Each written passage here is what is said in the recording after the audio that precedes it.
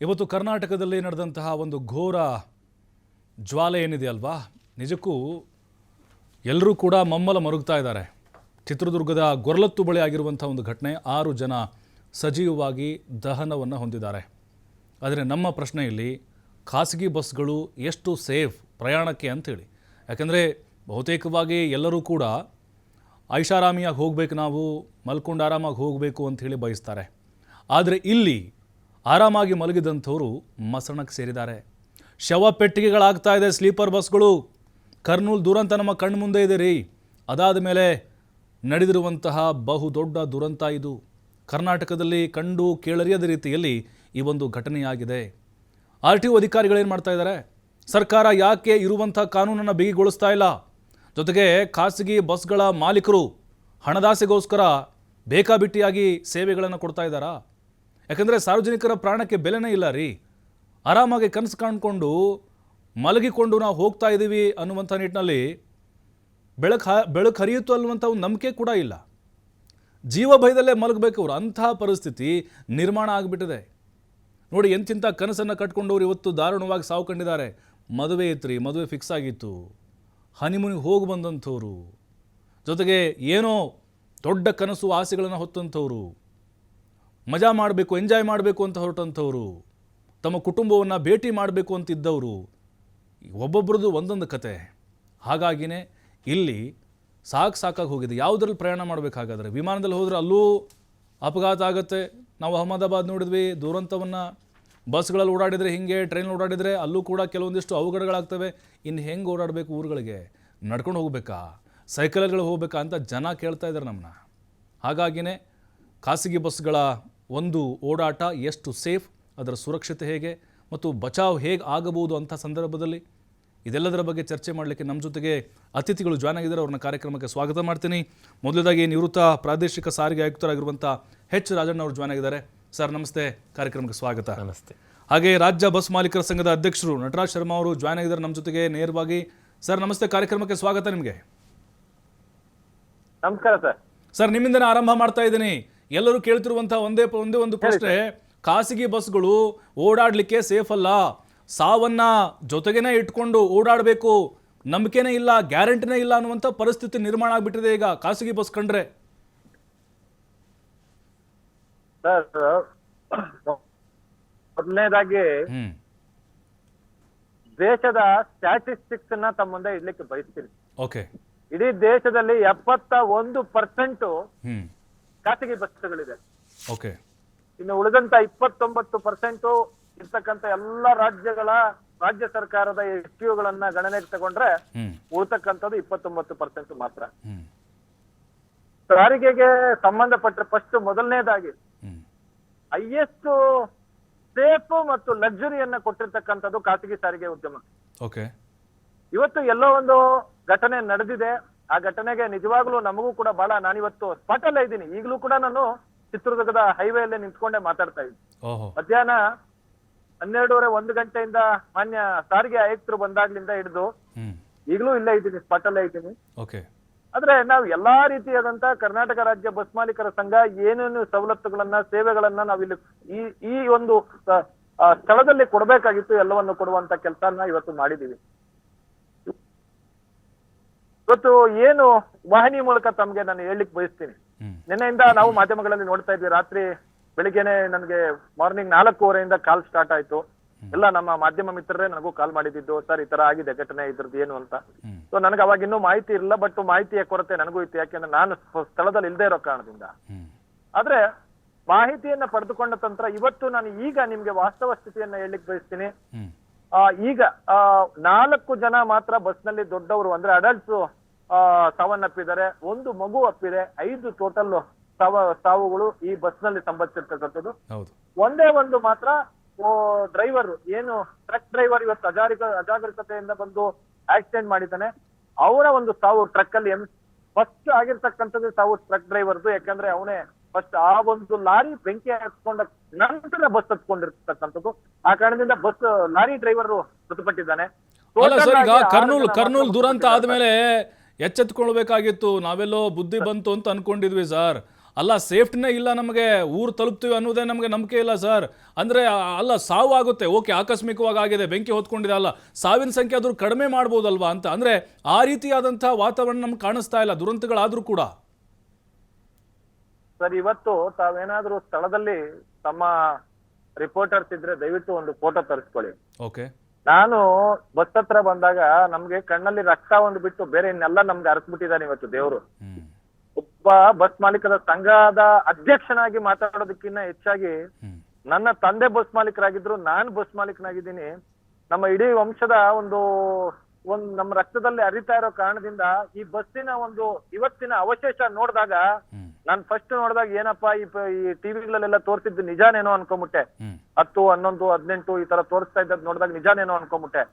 ಆಮೇಲೆ ನಾನು ಇಲ್ಲಿಂದ ಶವಾಗಾರದ ಹತ್ರ ಹೋದಾಗ ಪೊಲೀಸ್ನವರು ಕೊಟ್ಟಂತ ಮಾಹಿತಿಯನ್ನ ನಾವು ಪಡೆದುಕೊಂಡಾಗ ಅವಾಗ ಅನ್ಸಿದ್ದು ಸರ್, ಇದು ನಮ್ಗೆ ಗೊತ್ತಾಗಿದ್ದು 5+1 ಅಂತ. ಅಂದ್ರೆ ಅಷ್ಟು ದೊಡ್ಡ ಮಟ್ಟದಲ್ಲಿ ಇವತ್ತು ಅವಘಡ ಸಂಭವಿಸಿದೆ. ಆದ್ರೆ ತಾವು ಬಹಳ ಕಡಿಮೆ ಆಗಿದೆ 5. ಇದಕ್ಕಿಂತ ದೊಡ್ಡ ದುರಂತ ಹಿಂದೆ ಒಂದು ಇನ್ನೊಂದು ಬಸ್ ಚಾಲಕ 40 ಜನ ಮಕ್ಕಳನ್ನ, ಸ್ಟೂಡೆಂಟ್ಸ್ ಅನ್ನ ಕರ್ಕೊಂಡ್ ಬರ್ತಾ ಇದ್ದ. ಅವನು ಜಾಗರೂಕತೆಯಿಂದ ಕೂಡ, ಅದು ಖಾಸಗಿ ವಾಹನವೇ, ಅವನ ಜಾಗರೂಕತೆಯಿಂದ 40 ಸ್ಟೂಡೆಂಟ್ಸ್ ಅನ್ನ ಕಾಪಾಡೋದ್ರಲ್ಲಿ ಯಶಸ್ವಿಯಾಗಿದ್ದಾನೆ. ಅಂದ್ರೆ ಎಲ್ಲೋ ಒಂದ್ ರೀತಿ ಸರ್, ಇವತ್ತು ನಡೆದಂತ ಅವಘಡ ಪ್ರತಿಯೊಬ್ಬರ ಕೈ ಮೀರಿತ್ತು. ಒಂದು ಟ್ರಕ್ ಚಾಲಕನ ಅಜಾಗರೂಕತೆಯಿಂದ ಇವತ್ತು ಈ ಬಸ್ ನಲ್ಲಿ ದುರಂತ ನಡೆದಿದೆ. ಮತ್ತೆ ಯಾವ ಮಟ್ಟದಲ್ಲಿ ನಾವು ಕಡಿಮೆ ಮಾಡ್ಬೋದು ಅಂತ ಹೇಳಿದ್ರಿ. ಖಂಡಿತ ಎಲ್ಲಾ ಪ್ರಿಕಾಷನ್ಸ್ ನಾವು ಇವಾಗ ಮಾಲೀಕರು ಆಫ್ಟರ್ ಏನು ಈ ಕರ್ನೂಲ್ ದುರಂತ ಆಯ್ತು ಅದಾದ ನಂತರ ನಾವು ತಗೊಂಡಿದೀವಿ. ಸರ್ ಬರ್ತೀನಿ ಸರ್, ವಾಪಸ್ ನಿಮ್ಮ ಹತ್ರ ಬರ್ತೀನಿ ಸರ್, ನಾನು ಬರ್ತೀನಿ ವಾಪಸ್ಸು. ರಾಜಣ್ಣ ಸರ್, ಈಗ ಈ ಘಟನೆಗೆ ಓಕೆ, ಟ್ರಕ್ ಚಾಲಕ ಡಿವೈಡರ್ ಹಾರಿ ಬಂದ, ಇವನು ಗುದ್ದಿದ, ಡೀಸೆಲ್ ಟ್ಯಾಂಕಿಗೆ ಟಚ್ ಆಯಿತು, ಬೆಂಕಿ ಹೊತ್ಕೊಳ್ತು. ಬಟ್ ಇಲ್ಲಿ ಆತನನ್ನೇ ಹೊಣೆಗಾರನಾಗಿ ಮಾಡಬೇಕಾ, ಅಥವಾ ಖಾಸಗಿ ಬಸ್ಗಳದ ಇಲ್ಲಿ ನಿರ್ಲಕ್ಷ್ಯ ಅಥವಾ ಅವ್ರ ನಿರ್ವಹಣೆ ಈ ಪಾತ್ರ ಏನಿಲ್ವಾ ಹಾಗಾದರೆ ಈ ಸಾವಿನಲ್ಲಿ ನೋಡಿದ್ರೆ? ನೀವು ಪ್ರಿಯಾಂಬಲ್ ಹೇಳಿದಾಗ ಮೋಸ್ಟ್ಲಿ ನಮ್ಮ ಜೊತೆ ಫೈಟ್ ಮಾಡೋಕ್ಕೇನೋ ನೀವೇನೋ ಹಿಡಿದುಬಿಟ್ಟಿದ್ದೀರಿ ಅನ್ನೋ ಥರದಲ್ಲಿ ನಿಮ್ಮ ಪ್ರಿಯಾಂಬಲ್ ಬಂತು. ಓಕೆ. ಇಲ್ಲಿ ಅಪಘಾತ ಅಂತಂದರೆ ಖಾಸಗಿ ಸರ್ಕಾರಿ ಅನ್ನೋ ಪ್ರಶ್ನೆ ಬರೋದಿಲ್ಲ. ಅಪಘಾತ ಅಂದರೆ ಅಪಘಾತ ಅಷ್ಟೇ. ಹೌದು. ಅವುಗಳ ನಿರ್ವಹಣೆಗೂ ಅಷ್ಟೇ. ಇವರೇನು ಚೆನ್ನಾಗಿ ಇವರು ನಿರ್ವಹಣೆ ಮಾಡ್ತಾರೆ, ಇವರು ನಿರ್ವಹಣೆ ಮಾಡೋದಿಲ್ಲ ಅನ್ನೋ ಒಂದು ವಿಚಾರ ಅಲ್ಲ. ಆ ಅಪಘಾತಕ್ಕೆ ಏನು ಕಾರಣ ಇದ್ದೇ ಇರುತ್ತೆ. ಅಪಘಾತ ಆಗೋದು ಈಗ ಸರ್ವೆ ಪ್ರಕಾರ ನಮಗೆ ತಿಳಿದಿರ್ತಕ್ಕ 78% ಮಾನವ ಅಂದರೆ ಚಾಲಕ ಅಥವಾ ನಾವು ಮಾನವನ ತಪ್ಪಿನಿಂದಲೇ ಆಗ್ತಕ್ಕಂಥ 78% ಕಾರಣಗಳು ಮನುಷ್ಯನಿಂದಲೇ ಆಗ್ತಕ್ಕಂಥದ್ದು.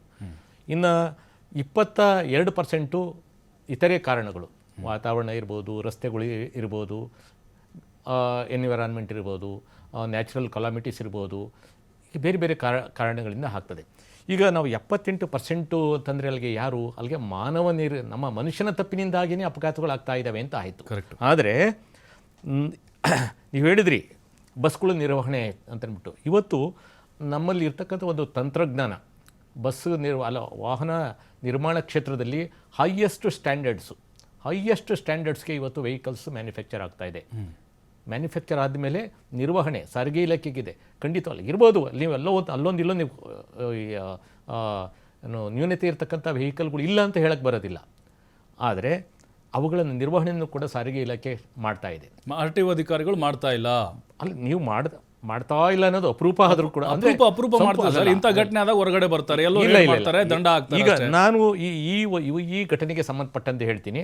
ನೀವು ಸಾಮಾನ್ಯವಾಗಿ ಇಂಟರ್ಸಿಟಿ ಬಸ್ಗಳು ಅಥವಾ ಇಂಟರ್ ಸ್ಟೇಟ್ ಹೋಗ್ತಕ್ಕಂಥ ಸಾಮಾನ್ಯವಾಗಿ ರಾತ್ರಿ ಟೈಮು ಮೆಜೆಸ್ಟಿಕ್ಕಿಂದ ಹೊರಡ್ತವೆ. ಆ ಬಸ್ಗಳನ್ನೆಲ್ಲ ಅಬ್ಸರ್ವ್ ಮಾಡಿ, ಯಾವುದಾದ್ರೂ ಕಳಪೆ ಇರ್ತಕ್ಕಂಥ ವಾಹನಗಳಲ್ಲಿ ಅದರಲ್ಲಿ 1-2 ನಾವು ಪರಿಶೀಲನೆ ಮಾಡಿದಂಥ ಸಂದರ್ಭದಲ್ಲಿ ನಮ್ಮ ತನಿಖಾಧಿಕಾರಿಗಳು ಪ್ರಕರಣಗಳನ್ನ ಬುಕ್ ಮಾಡ್ತಾರೆ, ಕೇಸ್ನ ನಿರಂತರವಾಗಿ ಮಾಡ್ತಾ ಇದ್ದಾರೆ. ನಾವು ಅಧಿಕಾರದಲ್ಲಿ ಇದ್ದಾಗಲೂ ಕೂಡ ನಾವು ಕೆಲಸಕ್ಕೆ ಸೇರಿದಾಗಿಂದಲೂ ಮಾಡ್ತಲೇ ಇದ್ದೀವಿ. ಅಂದರೆ ಸಾರಿಗೆ ಇಲಾಖೆ, ಪೊಲೀಸ್ ಇಲಾಖೆ ಸುಮ್ಮನೆ ಏನು ಕುಳಿತಿಲ್ಲ, ನಿರಂತರವಾಗಿ ಮಾಡ್ತಾ ಇದ್ರೂ ಕೂಡ ಸಂಪೂರ್ಣವಾಗಿ ಇವನ್ನ ಶೂನ್ಯ ಮಾಡೋದಕ್ಕೆ ಸಾಧ್ಯ ಇಲ್ಲ. ಅಂದರೆ ಇದನ್ನು ನಾವು ಮೇಂಟೈನ್ ಮಾಡಬೇಕಾಗತ್ತೆ. ನಿರಂತರವಾಗಿ ಅವರು ತಪಾಸಣೆ ನಾವು ಮಾಡ್ತಲೇ ಇರ್ತೀವಿ. ಯಾಕೆಂದರೆ ಆ ಫಿಯರ್ ಅನ್ನೋದಿರಬೇಕು, ಆ ಭಯ ಅನ್ನೋದು ಅವರಲ್ಲಿದ್ದರೆ ಅವರಲ್ಲಿ ವಾಹನದಲ್ಲಿ ಇರ್ತಕ್ಕಂಥ ಸಮಸ್ಯೆಗಳನ್ನ ಸರಿಪಡಿಸ್ಕೊಳ್ಳೋದಕ್ಕೆ ಅವಕಾಶ ಆಗುತ್ತೆ. ಬಟ್ ಕೆಲ ಅಧಿಕಾರಿಗಳು ದುಡ್ಡಿನ ದಾಹಕ್ಕೆ ಬಿದ್ದಿದ್ದಾರೆ ಇಲ್ಲಿ. ಹಣದ ವಿಚಾರ ಬೇರೆ, ಸೇಫ್ಟಿ ವಿಚಾರ ಬೇರೆ. ಈಗ ಹಣ ಕೊಡ್ತೀವಿ ಅಂತ ಹೇಳ್ಬಿಟ್ಟು ಯಾರಾದರೂ ಪ್ರಾಣ ಕಳ್ಕೊಳ್ಳೋದಕ್ಕೆ ಸಾಧ್ಯನೇ ಇಲ್ಲ. ಹಣದ ವಿಚಾರ ಬೇರೆ. ನಮಗೆ ಸೇಫ್ಟಿ ವಿಚಾರದಲ್ಲಿ ಎಲ್ಲಾದ್ರೂ ನ್ಯೂನತೆ ಇದೆಯೇ? ಕೊರತೆ ಇದ್ರು, ಅದು ಫಿಟ್ನೆಸ್ ಸರಿಯಲ್ಲದೆ ಇದ್ರು, ಸುಮ್ಮನೆ ಬಿಡ್ತಾರೆ, ಆಯ್ತಪ್ಪ ಏನೋ ಅವನ ಕೈ ನಾನು ಬೀಳುತ್ತೆ. ಸರಿ ಅಂತ ಹೇಳಿದಿಲ್ಲ, ಆ ಥರ ಆದಾಗ ಅದು ತಪ್ಪೇನೆ. ನೋಡಿ, ಹಣ ತಗೊಂಡೋಗಿ ನೀವು ಸರಿ ಇರೋ ಗಾಡಿಗೂ ಹಣ ತಗೋಬೋದು, ಸರಿ ಇಲ್ಲದೇ ಇರೋದಕ್ಕೂ ಹಣ ತಗೋಬೋದು, ಅದು ಮ್ಯಾಟ್ರ್ ಬೇರೆ. ಇಲ್ಲಿ ಸುರಕ್ಷತೆ ಅಂತ ಬಂದಂಥ ವಿಚಾರದಲ್ಲಿ ಮಾಲೀಕನಾಗಬಹುದು, ಇಲಾಖೆ ಇರ್ಬೋದು, ಸಾರ್ವಜನಿಕರ ಆಗ್ಬೋದು, ಎಲ್ಲರಿಗೂ ಸುರಕ್ಷತೆ ಅನ್ನೋದು ಬೇಕೇ ಬೇಕಾಗುತ್ತೆ. ಈಗ ಒಬ್ಬ ಪ್ರಯಾಣಿಕ ಈ ವಾಹನದಲ್ಲಿ ಹತ್ತಿದ್ರೆ ನನಗೆ ಸುರಕ್ಷತೆ ಇಲ್ಲ ಅಂದರೆ ಅವನು ಯಾವುದೇ ಕಾರಣದಿಂದ ಅವನು ಆ ಬಸ್ಸನ್ನು ಹತ್ತೋದಿಲ್ಲ ಅಲ್ವಾ. ಮಾಲೀಕನಿಗೂ ಅಷ್ಟೇ, ಸರ್ಕಾರಿ ಇರ್ಬೋದು, ಖಾಸಗಿ ಇರ್ಬೋದು, ಈ ವಾಹನದಲ್ಲಿ ಇಂಥ ಸಮಸ್ಯೆ ಇದೆ ಅಂತಂದರೆ ಖಂಡಿತವಾಗ್ಲೂ ಅವರು ವಾಹನವನ್ನು ಚಲಾವಣೆ ಮಾಡೋದಿಲ್ಲ. ಇವತ್ತು ನಮ್ಮ ಏನು ಅದರಲ್ಲೂ ಈ ಸ್ಲೀಪರ್ಸ್ ಬಸ್ಸು, ಯಾಕೆಂದರೆ ನಾನು ಇದಕ್ಕೆ ಕೇಂದ್ರೀಕೃತವಾಗಿ ನಾನು ಮಾತಾಡೋಕ್ಕೆ ಇಷ್ಟಪಡ್ತೀನಿ. ಇವತ್ತು ಸ್ಲೀಪರ್ ಬಸ್ಗೆ ಸಪ್ರೇಟು ನಮ್ಮ ಮೋರ್ತಿಂದ AIS 52 AIS 119 ಸ್ಟ್ಯಾಂಡರ್ಡ್ಸಲ್ಲಿ ಮ್ಯಾನುಫ್ಯಾಕ್ಚರ್ನ ಮಾಡಬೇಕು. ಮ್ಯಾನುಫ್ಯಾಕ್ಚರ್ ಆದಮೇಲೂ ಕೂಡ ಇವುಗಳ ನಿರ್ವಹಣೆ ಕೂಡ ನಿರಂತರವಾಗಿ ಮಾಡ್ತಲೇ ಇದ್ದಾರೆ. ಈ ಅಪಘಾತದಲ್ಲಿ ಏನಾಗಿದೆ, ಇದು ಹೇಳಬೇಕಂದ್ರೆ ಸ್ಫೋಟ ಆಗಿರೋದು. ನೋಡಿ, ಎದುರುಗಡೆಯಿಂದ ಬರ್ತಾ ಇದೆ, ಇದರಲ್ಲಿ ಯಾವುದೇ ಈ ಬಸ್ ಚಾಲಕನ ತಪ್ಪೇ ಇಲ್ಲ. ಬಸ್ಸಲ್ಲಿ ಯಾವುದು ದೋಷ ಇದೆ ಅಂತ ಅನ್ನೋದಕ್ಕೆ ಯಾವುದನ್ನು ನಮ್ಮಲ್ಲಿ ಸಾಕ್ಷಿಗಳಿಲ್ಲ. ಬಸ್ ನಿರಂತರ ಹೈವೇನಲ್ಲಿ ಒಂದು ಸಮಸ್ಥಿತಿನಲ್ಲಿ ಒಂದು ಯೂನಿಫಾರ್ಮ್ ಸ್ಪೀಡಲ್ಲಿ ಹೋಗ್ತಲೇ ಇದೆ. ಆದರೆ ಇದು ಎಲ್ಲರಿಗೂ ಗೊತ್ತಿದೆ, ಎದುರಿನಿಂದ ಬರ್ತಕ್ಕಂಥ ಒಂದು ಕಂಟೈನರ್ ಟ್ರಕ್ಕು, ಇಟ್ ಈಸ್ ಸುಮಾರು 25ರಿಂದ 30 ಟನ್ ಇರ್ತಕ್ಕಂಥ ಒಂದು ಟ್ರಕ್ಕು ಬಸ್ಸಿಗೆ ಬಂದು ಡಿಕ್ಕಿ ಆದಂಥ ಸಂದರ್ಭದಲ್ಲಿ ಅದನ್ನು ನಾವು ಕೇವಲ ಅಪಘಾತ ಅಂತ ಹೇಳಬಾರ್ದು, ಅದು ಸ್ಫೋಟ ಅಂತ ಹೇಳ್ಬೋದಾಗುತ್ತೆ. ಯಾಕೆಂದರೆ ಬೆಂಕಿ ಹತ್ಕೊಂಡಿದೆ. ಇಲ್ಲಿ ದ ಇಂಟೆನ್ಸಿಟಿ ಆಫ್ ಆಕ್ಸಿಡೆಂಟನ್ನು ಹೇಗೆ ಇರುತ್ತೆ ಅಂದರೆ, ಒಂದು ವೇಳೆ ಈ ರಸ್ತೆಯಿಂದ ಎದುರುಗಡೆ ಬಂದಂಥ ವಾಹನ ಬಸ್ಗೆ ನೇರವಾಗಿ ಡಿಕ್ಕಿ ಆಗಿದರೆ ಈ ಚಾಲಕ ಅಲ್ಲೇ ಸ್ಪಾಟ್ ಆಗ್ತಾ ಇದ್ದ. ಮತ್ತೆ ಚಾಲಕ ಅಲ್ಲಿ ಸ್ಪಾಟ್ ಆಗಿದರೆ ಬಸ್ನಲ್ಲಿರ್ತಕ್ಕಂಥ ಎಲ್ಲರೂ ಕೂಡ 30 ಜನರು ಕೂಡ ಸಜೀವ ದಹನ ಆಗ್ತಾಯಿದ್ರು. ನೋಡಿ, ಅದೃಷ್ಟವಶಾತ್ತು ಬಸ್ಸು ಡ್ರೈವರ್ ಹಿಂಭಾಗಕ್ಕೆ ಡಿಕ್ಕಿ ಹೊಡೆದಿರ್ತಕ್ಕಂಥ ಒಂದು ಸಾಧ್ಯತೆ ಇದೆ. ಹಾಗಾಗಿ ಡ್ರೈವರು ಮತ್ತು ಸಹಾಯಕ ಉಳ್ಕೊಂಡಿದ್ದಾರೆ, ಇಬ್ಬರು ಡ್ರೈವರ್ಸ್ ಉಳ್ಕೊಂಡು ಅವರು ಉಳಿದ ಪ್ರಯಾಣಿಕರನ್ನು ಸೇಫ್ ಮಾಡಿರ್ತಕ್ಕಂಥ ಸಾಧ್ಯತೆಗಳೇ ಹೆಚ್ಚು. ಇಲ್ಲಾಂದರೆ ನಿಜವಾಗ್ಲೂ ಯಾವ ಒಬ್ಬ ಪ್ರಯಾಣಿಕನೂ ಬದುಕುಳಿಯೋದಕ್ಕೆ ಸಾಧ್ಯನೇ ಇಲ್ಲ ಈ ಪ್ರಕರಣದಲ್ಲಿ. ನಿಜ. ಹೀಗಾಗಿ ಬಸ್ ಸ್ಟ್ಯಾಂಡರ್ಡ್ಸ್ ವಿಚಾರದಲ್ಲಿ ಖಂಡಿತವಾಗ್ಲೂ ಮ್ಯಾನುಫ್ಯಾಕ್ಚರರ್ಸು ಯಾವುದು ಕಾಂಪ್ರಮೈಸ್ ಮಾಡಿಲ್ಲ. ಅವುಗಳ ನೋಂದಣಿ ಮತ್ತು ನಿರ್ವಹಣೆಯೂ ಕೂಡ ಹೆಚ್ಚು ಕಡಿಮೆ, ನಾನು 100ಕ್ಕೆ 100 ಪಾಲು ಅಂತ ಹೇಳೋಕ್ಕೆ ಆಗೋದಿಲ್ಲ. ಕರೆಕ್ಟ್. ಅದು ನಿರ್ವಹಣೆ ಚೆನ್ನಾಗಿ ಆಗಿದೆ. ಇದಕ್ಕೆ ಸಂಪೂರ್ಣ ಕಾರಣ ಲಾರಿ ಲಾರಿ ಚಾಲಕನೂ ಸತ್ತೋಗಿದ್ದಾನೆ. ಈಗ ಏನಿದ್ರು ನಮಗೆ ಪರಿಹಾರೋಪಾಯಗಳು ಹೊರತುಪಡಿಸಿ ಇನ್ನು ಕ್ರಮ ತೆಗೆದುಕೊಳ್ಳೋದಕ್ಕೆ ಚಾಲಕನೇ ಇಲ್ಲ, ಆತನೇ ತಪ್ಪು ಮಾಡಿದ್ದಾನೆ ಅನ್ನೋದನ್ನ ಮೇಲ್ನೋಟಕ್ಕೆ ನಮ್ಮೆಲ್ಲರಿಗೂ ಕಾಣುತ್ತೆ. ಆದರೆ ಈ ಚಾಲಕ ಅವನ ಒಂದು ಜರ್ನಿ ಟ್ರಾವೆಲ್ ಹಿಸ್ಟ್ರಿ ನೋಡಬೇಕಾಗುತ್ತೆ. ಅವನು ಎಲ್ಲಿ ಅವನ ಪ್ರಯಾಣ ಪ್ರಾರಂಭ ಮಾಡ್ದ, ಅವನು ಎಲ್ಲಿ ಊಟ ಮಾಡ್ದ, ಏನಾದರೂ ಡ್ರಿಂಕ್ಸ್ ಮಾಡಿದ್ನ, ನಿದ್ರಾವಸ್ಥೆಗೆ ಜಾರಿದ್ನ ಅಥವಾ ನಿರ್ಲಕ್ಷ್ಯತೆಯಿಂದ ಚಾಲನೆ ಮಾಡಿದ್ನ, ಇವನ್ನ ನಾವು ಕಂಡುಹಿಡಿಯಬೇಕಾಗುತ್ತೆ. ನಿಜ ಸರ್. ಬರ್ತೀನಿ ಸರ್ ನಿಮ್ಮ ಹತ್ರ. ಶರ್ಮಾ ಸರ್, ಈಗ ತಾವು ಹೇಳ್ತಾ ಇದ್ರಿ ನಿರ್ವಹಣೆ ಬಗ್ಗೆ. ಸರ್, ಕೆಲವೊಂದಷ್ಟು ಸಾರಿ ನಾವು ಓಡಾಡ್ತಿರ್ತೀವಿ, ಖಾಸಗಿ ಬಸ್ಗಳು, ಸ್ಲೀಪರ್ ಬಸ್ಗಳು ಓಡಾಡ್ತಿರ್ತೀವಿ. ಅಲ್ಲಿ ಸುತ್ತಿಗೆಗಳಾಗಿರ್ಬೋದು, ಎಮರ್ಜೆನ್ಸಿ ಎಕ್ಸಿಟ್ಗಳು ಎಲ್ಲಿದ್ದಾವೆ ಅನ್ನೋದು ಗೊತ್ತಾಗಲ್ಲ. ಕೆಲವೊಂದು ಡೋರ್ಗಳು ಯಾವ ಕಡೆ ಇದ್ದಾವೆ ಅನ್ನುವಂಥದ್ದು ಕೂಡ ಗೊತ್ತಾಗ್ತಾ ಇರೋದಿಲ್ಲ. ಹಾಗಾಗಿನೇ ಇದು ಕಂಪ್ಲೀಟ್ ಖಾಸಗಿ ಬಸ್ಗಳಲ್ಲಿ ಇದೆ ಅಂತ ನಿಮ್ಗೆ ಅನ್ಸುತ್ತಾ? ಎಲ್ಲ ನಿರ್ವಹಣೆ ಮಾಡ್ತಿರಂತ ಅನ್ಸುತ್ತಾ? ಸರ್, ಈಗ ಮೊದಲು ಈ ಕರ್ನೂಲ್ ಘಟನೆಗಿಂತ ಮುಂಚೆ ಸ್ವಲ್ಪ ಮಟ್ಟಿಗೆ ತಾವು ಹೇಳ್ದಂಗೆ ಹೊಸ ಬಸ್ಗಳಲ್ಲಿ ಎಲ್ಲಾದ್ರಲ್ಲೂ ಇದೆ. 2020 ನಂತರ ಯಾವ ಬಸ್ಸುಗಳು ವಾಹನಗಳು ರಿಜಿಸ್ಟರ್ ಆಗಿದೆ ಎಲ್ಲಾ ಬಸ್ಸುಗಳಲ್ಲೂ ಇವತ್ತು ನಮ್ಮ ಇವತ್ತು ಸ್ಟುಡಿಯೋದಲ್ಲಿ ಕುಳಿತುಕೊಂಡು ಮಾತಾಡ್ತಾ ಇರ್ತಕ್ಕಂತ ರಾಜಣ್ಣ ಅವ್ರು ಏನು ಕಡಿಮೆ ಆದಂತ ವ್ಯಕ್ತಿ ಅಂತ ನಾವು ಭಾವಿಸಬಾರ್ದು. ಅವ್ರನ್ನ ಹೆಸರನ್ನ ಕಂಡ್ರೆ ಇಡೀ ಖಾಸಗಿ ಸಾರಿಗೆ ಭಯ ಬೀಳ್ತಾ ಇತ್ತು. ಅವ್ರು ರೋಡಲ್ಲಿ ನಿಂತಿದ್ದಾರೆ ಅಂತಂದ್ರೆ ಅವ್ರ ಮುಂದೆ ಪಾಸ್ ಆಗಕ್ಕೆ ಅಷ್ಟು ದಕ್ಷ ಅಧಿಕಾರಿ ಅವರು. ಅದರಿಂದ ಅವರು ಹೇಳ್ದಂಗೆ ಇವತ್ತು ವೆಹಿಕಲ್ಗಳು 052 ನಾರ್ಮ್ಸ್ ಅಲ್ಲಿ 119 ನಾರ್ಮ್ಸ್ ಅಲ್ಲಿ ಇದಾಗಿ ಬರ್ತಾ ಇದೆ. ಮತ್ತೆ ಬಾಡಿ ಕೋಡ್ ಬಹಳ ಸ್ಟ್ರಿಕ್ಟ್ ಆಗಿದೆ ಸರ್. ಇವತ್ತು ವಾಹನಗಳು ಬಾಡಿ ಬಿಲ್ಡರ್ ಒಂದು ಸರ್ಟಿಫಿಕೇಟ್ ಇಶ್ಯೂ ಮಾಡ್ಬೇಕು ಅಂತಂದ್ರೆ ಅವನಲ್ಲಿ ಇರ್ತಕ್ಕಂಥ ಎಲ್ಲ ಈ ಒಂದು ನಾರ್ಮ್ಸ್ ಅಲ್ಲಿ ಫುಲ್ಫಿಲ್ ಮಾಡಿ ನಂತರ ಅವನು ಸರ್ಟಿಫಿಕೇಟ್ ಅನ್ನ ಇಶ್ಯೂ ಮಾಡ್ಬೇಕು, ರಿಜಿಸ್ಟರ್ ಮಾಡ್ಬೇಕಾದಾಗ. ಆಗ ಮಾತ್ರ ವಾಹನ ಇವತ್ತು ರಿಜಿಸ್ಟರ್ ಆಗ್ತಾ ಇದೆ. ಈಗ ತಾವು ಹಳೆ ವಾಹನಕ್ಕೆ ಸಂಬಂಧಪಟ್ಟಾಗೆ ಎಲ್ಲೋ 1-2 ವಾಹನಗಳಲ್ಲಿ ಕಡಿಮೆಗಳು ಇರಬಹುದು. ಆದ್ರೆ ಮೊನ್ನೆ ನಡೆದಂತ ಕರ್ನೂಲ್ ಘಟನೆಯ ನಂತರ RTO ಅಧಿಕಾರಿಗಳು ಎಲ್ಲೆಲ್ಲಿ ವಾಹನಗಳು ಸಿಕ್ತು ಎಲ್ಲಾ ಕಡೆ ಒಬ್ಬೊಬ್ಬ ವಾಹನ ಮಾಲೀಕನಿಗೆ ತಾವೇ ನೋಡಿರ್ಬೋದು 1,80,000, 1,90,000, 60,000, 50,000 ಈ ತರ ವಾಹನದ ಒಂದು ಕಾಲ ಭಾಗದಷ್ಟು ಹಣವನ್ನ ಅವ್ರ ಹತ್ರ ಪೆನಾಲ್ಟಿಗಳಾಗಿ ವಸೂಲಿ ಮಾಡ್ಬಿಟ್ಟಿದ್ದಾರೆ ಈಗ ಕಳೆದ 1.5 ತಿಂಗಳ 2 ತಿಂಗಳಿಂದ. ಸೊ ಸೊ ಅದರಿಂದ ಇವತ್ತು ಅಷ್ಟು ದುಡ್ಡು ಹಣವನ್ನ ಯಾಕೆ ನಾವು ಪೆನಾಲ್ಟಿ ದಂಡ ಕಟ್ಟಬೇಕು ಅಂತ ಹೇಳಿ ವಾಹನ ಮಾಲೀಕರೇ ಹೋಗ್ಬಿಟ್ಟು ಇವತ್ತೆಲ್ಲಾ ವಾಹನಗಳನ್ನು ಬಾಡಿ ಬಿಲ್ಡರ್ ಅಲ್ಲಿ ಬಿಟ್ಟು ಇವತ್ತು ರೆಡಿ ಮಾಡಿಸ್ಕೊಂಡಿದ್ದಾರೆ ಸರ್. ಇವತ್ತಿನ ಮಟ್ಟಿಗೆ ನನಗೆ ಹೇಳ್ಬೇಕು ಅಂದ್ರೆ ನಮ್ಮ ಸದಸ್ಯರಲ್ಲಿ ಇರ್ತಕ್ಕಂಥ ಎಲ್ಲಾ ವಾಹನಗಳಲ್ಲೂ 99% ವಾಹನಗಳಲ್ಲಿ ಇವತ್ತು ಎಲ್ಲ ಇದೆ ಅಂತ ಹೇಳಿಕ್ ಬಯಸ್ತೀನಿ ಸರ್. ಎಸ್ ಶರ್ಮಾ ಸರ್, ಮತ್ತೆ ಬರ್ತೀನಿ ನಿಮ್ಮ ಹತ್ರ. ಒಂದು ಬ್ರೇಕ್ ಇರುತ್ತೆ, ಬ್ರೇಕ್ ಆದ್ಮೇಲೆ ಅಖಾಡ. ಸರ್, ಈಗ ತಾವು ಹೇಳ್ತಾ ಇದ್ರಿ ಯಾವ ರೀತಿಯಾಗಿ ನಿರ್ವಹಣೆ ಇರುತ್ತೆ ಅಂತೇಳಿ. ಕೆಲ ಖಾಸಗಿ ಚಾಲಕರು ನಾವು ನೋಡಿದ ಹಾಗೆ ಬೇಜವಾಬ್ದಾರಿತನ, ಸ್ಪೀಡ್ ಲಿಮಿಟು ಅಥವಾ ಅವರ ಒಂದು ನಿಷ್ಕಾಳಜಿ ಏನಿರುತ್ತೆ, ಆ ಒಂದು ಕಾರಣಕ್ಕೋಸ್ಕರನೂ ಅಪಘಾತಗಳಾಗಿರುವಂಥ ಉದಾಹರಣೆಗಳಿದ್ದಾವೆ. ಹಾಗಾಗಿನೇ ಅವ್ರಿಗೆ ಸರಿಯಾದಂತಹ ಒಂದು ತರಬೇತಿ ಇರಲ್ವಾ ಅಂತೇಳಿ ಪ್ರಶ್ನೆ. ಶರ್ಮಾಜಿಯವರು ಮತ್ತೆ ನಾನು ಕೇಳ್ತೀನಿ ಪ್ರಶ್ನೆನ. ಸರ್, ಈಗ ನೀವು ಹೇಳ್ತಾ ಇದ್ರಿ ರಾಜಣ್ಣ ಸರ್, ಈಗ ಡೀಸೆಲ್ ಟ್ಯಾಂಕಿಗೆ ಬಂದು ಡಿಕ್ಕಿ ಹೊಡೋದ್ರಿಂದ ಅದು ಸ್ಫೋಟ ಆಯಿತು, ದೊಡ್ಡ ಮಟ್ಟದ ಬೆಂಕಿ ಹೊತ್ಕೊಳ್ತು ಅಂತ. ಈ ಟೆಕ್ನಿಕಲ್ ಕೆಲವೊಂದು ತಾಂತ್ರಿಕ ತೊಂದರೆಗಳಾದಾಗ ಸರ್, ಅಂದರೆ ಅದರ ಬೆಂಕಿಯ ತೀವ್ರತೆ ನಮಗೆ ಆಲ್ಮೋಸ್ಟ್ ಡ್ರೈವರ್ಗೆ ಗೊತ್ತಾಗುತ್ತೆ. ಬಟ್ ಈ ಟೆಕ್ನಾಲಜಿ ನಮಗೆ ಅಂದರೆ ಬೆಂಕಿ ಹೊತ್ಕೊಳ್ಳುತ್ತೆ ಅನ್ನುವಂಥ ಒಂದು ಟೆಕ್ನಾಲಜಿ ನಮ್ಮಲ್ಲಿ ಇದೆಯಾ ಅಂತ ಸದ್ಯಕ್ಕೆ?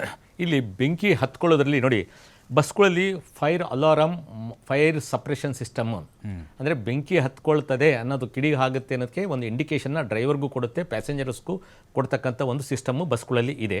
ಮತ್ತು ಅದನ್ನು ನಂದಿಸ್ತಕ್ಕಂಥ ವ್ಯವಸ್ಥೆನೂ ಬಸ್ಗಳಲ್ಲಿ ಏನು ನಮ್ಮ AIS ಸ್ಟ್ಯಾಂಡರ್ಡ್ 52119 ಇದರಲ್ಲಿ ಪ್ರಾವಿಷನ್ಸು ಇದೆ. ಅದೇ ಪ್ರಕಾರ ವೆಹಿಕಲ್ಗಳು ಮ್ಯಾನುಫ್ಯಾಕ್ಚರ್ ಮಾಡಿರ್ತಾರೆ. ಅದನ್ನು ನಿರಂತರವಾಗಿ ಅದನ್ನು ಮಾನಿಟರ್ ಮಾಡ್ತಕ್ಕಂಥದ್ದು ಸಾರಿಗೆ ಇಲಾಖೆದು ಮತ್ತು ವಾಹನ ಮಾಲೀಕರದ್ದು ಇರುತ್ತೆ. ಅದು ನಟರಾಜ್ ಶರ್ಮಾ ಅವ್ರು ಹೇಳ್ತಾರೆ 2000ದಿಂದ ಬರ್ತಕ್ಕಂಥ ಎಲ್ಲ ವಾಹನಕ್ಕೂ 100% ಈ ಸ್ಟ್ಯಾಂಡರ್ಡ್ಸ್ನ ಅವ್ರು ಕಂಪ್ಲೈ ಆಗಲೇಬೇಕು, ಅದು ಹಾಗಿರುತ್ತೆ. ಈಗ ಬೆಂಕಿ ಹೊರಗಡೆಯಿಂದ ಹತ್ಕೊಳ್ಳೋದಕ್ಕೆ, ಈಗ ಹೊಸಕೋಟೆ ಹತ್ರ ಒಂದು ಬಸ್ಗೆ, ಮಾಮೂಲಿ ನಮ್ಮದು ಕಾಂಟ್ರಾಕ್ಟ್ ಕ್ಯಾರೇಜ್ ಬಸ್ಗೆ 2 ವೀಲರ್ ಅಪಘಾತ ಆಗಿ ವೀಲ್ಗೆ ಲಾಕ್ ಆಗುತ್ತೆ, ಸ್ಪಾರ್ಕ್ ಆಗುತ್ತೆ. ಸ್ಪಾರ್ಕ್ ಆದಮೇಲೆ ಡೀಸೆಲ್ ಟ್ಯಾಂಕಿಗೆ ಫೈರ್ ಆಗುತ್ತೆ. ಕೆಳಗಡೆ ಸಿಕ್ಕಾಕೊಂಬಿಟ್ಟಾಗ ಡೀಸೆಲ್ ಟ್ಯಾಂಕಿಗೆ ಹತ್ಕೊಳ್ಳುತ್ತೆ. ಡೇ ಟೈಮ್ ಆಗಿರೋದ್ರಿಂದ ಕೂಡಲೇ ಪ್ರಯಾಣಿಕರೆಲ್ಲ ಇಳ್ಕೊಂಡ್ರು ಸರೋಯ್ತು. ಇದು ಸ್ಲೀಪರ್ ಬಸ್ ಆಗಿದ್ದರಿಂದ ಎಲ್ಲರೂ ಅದು 2 ಗಂಟೆಯಿಂದ 1 ಗಂಟೆ 2 ಗಂಟೆ ಅಂದರೆ ಬಹುತೇಕ ಎಲ್ಲ ನಿದ್ರಾವಸ್ಥೆಯಲ್ಲಿ ಇರ್ತಾರೆ. ಆಮೇಲೆ ಕಂಪ್ಲೀಟ್ ಇದು ಸೀಲ್ಡ್ ಆಗಿರುತ್ತೆ, ಹೊರಗಡಿನ ಶಬ್ದ ಕಾಣೆಲ್ಲ ಕಿಟಕಿಗಳು ಹಾಕ್ಬಿಟ್ಟಿರ್ತಾರೆ, ಮಲ್ಕೊಂಬಿಟ್ಟಿರ್ತಾರೆ. ಇಲ್ಲಿ ಅಪಘಾತ ಆಗಿರ್ತಕ್ಕಂಥದ್ದು ಎದುರುಗಡೆಯಿಂದ ಒಂದು 25-30 ಟನ್ ಒಂಥರ ಕ್ಲೌಡ್ ಬರ್ಸ್ಟ್ ಥರ ಬಂದು ಬಸ್ಗೆ ಇಂಪ್ಯಾಕ್ಟ್ ಆದಂಥ ಸಂದರ್ಭದಲ್ಲಿ ನೀವು ಯಾವ ಎಮರ್ಜೆನ್ಸಿ ನಿಮಗೆ ಏನೂ ಗೊತ್ತಾಗೋದಿಲ್ಲ. ನೀವೆಲ್ಲಿ ಕುಳಿತಿದ್ದೀರಾ, ಮಲಗಿದ್ದೀರಾ, ಏನು ಆಗ್ತಾ ಇದೆ ಅನ್ನೋದು ಕ್ಷಣಾರ್ಧದಲ್ಲಿ ನಿಮಗೆ ಯಾವ ಅರಿವು ಆಗೋದೇ ಇಲ್ಲ. ಈ ಡ್ರೈವರ್ಗಳ ಒಂದು ಸಹಾಯದಿಂದಲೇ ಅವರು ಇಷ್ಟು ಜನ ಉಳ್ಕೊಳ್ಳೋದಕ್ಕೆ ಸಾಧ್ಯ ಆಗಿದೆ ಅಂತಂದ್ಬಿಟ್ಟು ನನಗೆ ಮೇಲ್ನೋಟಕ್ಕೆ ನನಗೆ ಕಾಣಿಸ್ತಾ ಇದೆ. ಯಾಕೆಂದರೆ ಸ್ಥಳದಲ್ಲಿ ಕೆಲವರೆಲ್ಲ ನಮ್ಮ ಆಯುಕ್ತರು, ಮಿನಿಸ್ಟರೆಲ್ಲ ಬೆಳಗ್ಗೆ ಎಲ್ಲ ರಿಯಾಕ್ಷನ್ ಮಾಡಿದ್ರು. ಸರ್ಕಾರ ಎಲ್ಲ ಇಲಾಖೆಗಳು, ಅಗ್ನಿಶಾಮಕ ಇರ್ಬೋದು, RTO ಇರ್ಬೋದು, ಪೊಲೀಸ್ ಇರ್ಬೋದು, ಅಲ್ಲಿನ ಜಿಲ್ಲಾಡಳಿತ ಎಲ್ಲರೂ ಕೂಡ ಬಹಳ ಶ್ರದ್ಧೆಯಿಂದ ಎಲ್ಲರೂ ಕೆಲಸ ಮಾಡಿದ್ದಾರೆ. ಮತ್ತು ಅವ್ರನ್ನೆಲ್ಲ ಚಿಕಿತ್ಸೆಯನ್ನು ಕೊಡಿಸ್ತಕ್ಕಂಥ ಒಂದು ಕಾರ್ಯದಲ್ಲಿ ಮುಂದುವರೆದಿದ್ದಾರೆ. ಈಗ ಒಳಗಡೆ ಫೈರ್ ಆದರೆ ಇವೆಲ್ಲ ಸಿಸ್ಟಮ್ ಇರುತ್ತೆ, ಈ ಹೊರಗಡೆಯಿಂದ ಫೈರ್ ಆಗೋದನ್ನ ಇಂಡಿಕೇಟ್ ಮಾಡೋದಕ್ಕೆ ಸಾಧ್ಯನೇ ಇಲ್ಲ. ಗೊತ್ತು, ಪ್ರತಿಯೊಬ್ಬರಿಗೂ ಕಾಣುತ್ತೆ. ರಾತ್ರಿ 2 ಗಂಟೆಯಲ್ಲಿ ಯಾರೂ ಇರಲ್ಲ, ದಾರಿ ಹೋಗರು ಅಲ್ವೇ, ದಾರಿನಲ್ಲಿರೋರೇ ಹೇಳಬೇಕು. ಅದಕ್ಕೆ ಇದಕ್ಕೆ VLT ಸಿಸ್ಟಮ್, ಈ ರೀತಿ ಅಪಘಾತ ಆದಾಗ ನಾವು ಟೆಕ್ನಿಕಲಾಗಿ ಏನಾದ್ರೂ ಒಂದು ಮಾನಿಟರಿಂಗ್ ಸಿಸ್ಟಮ್ಮು, ಕಂಟ್ರೋಲ್ ರೂಮ್ಗೆ ಏನೋ ಅವಘಡ ಆಗಿದೆ ಅನ್ನೋದನ್ನ ವ್ಯವಸ್ಥೆಗಳನ್ನ ನಾವು ಮುಂದೆ ಮಾಡಬೇಕಾಗತ್ತೆ. ಯಾಕೆಂದರೆ ಈಗ ಈ ನಡೆದಂಥ ಘಟನೆಗಳು ಎಲ್ಲವೂ ಕೂಡ ಮುಂದೆ ನಮಗೆ ಯಾವುದಾದ್ರೂ ಒಂದು ಯೋಜನೆ ಮಾಡೋದಕ್ಕೆ, ಪರಿಹಾರಗಳನ್ನು ಕಂಡುಹಿಡ್ಕೊಳ್ಳೋದಕ್ಕೆ, ಯೋಚನೆ ಮಾಡೋದಕ್ಕೆ ದಾರಿದೀಪ ಆದಂಗೆ ಇವೆಲ್ಲ. ಬರ್ತೀನಿ ಸರ್ ನಿಮ್ಮ ಹತ್ರ.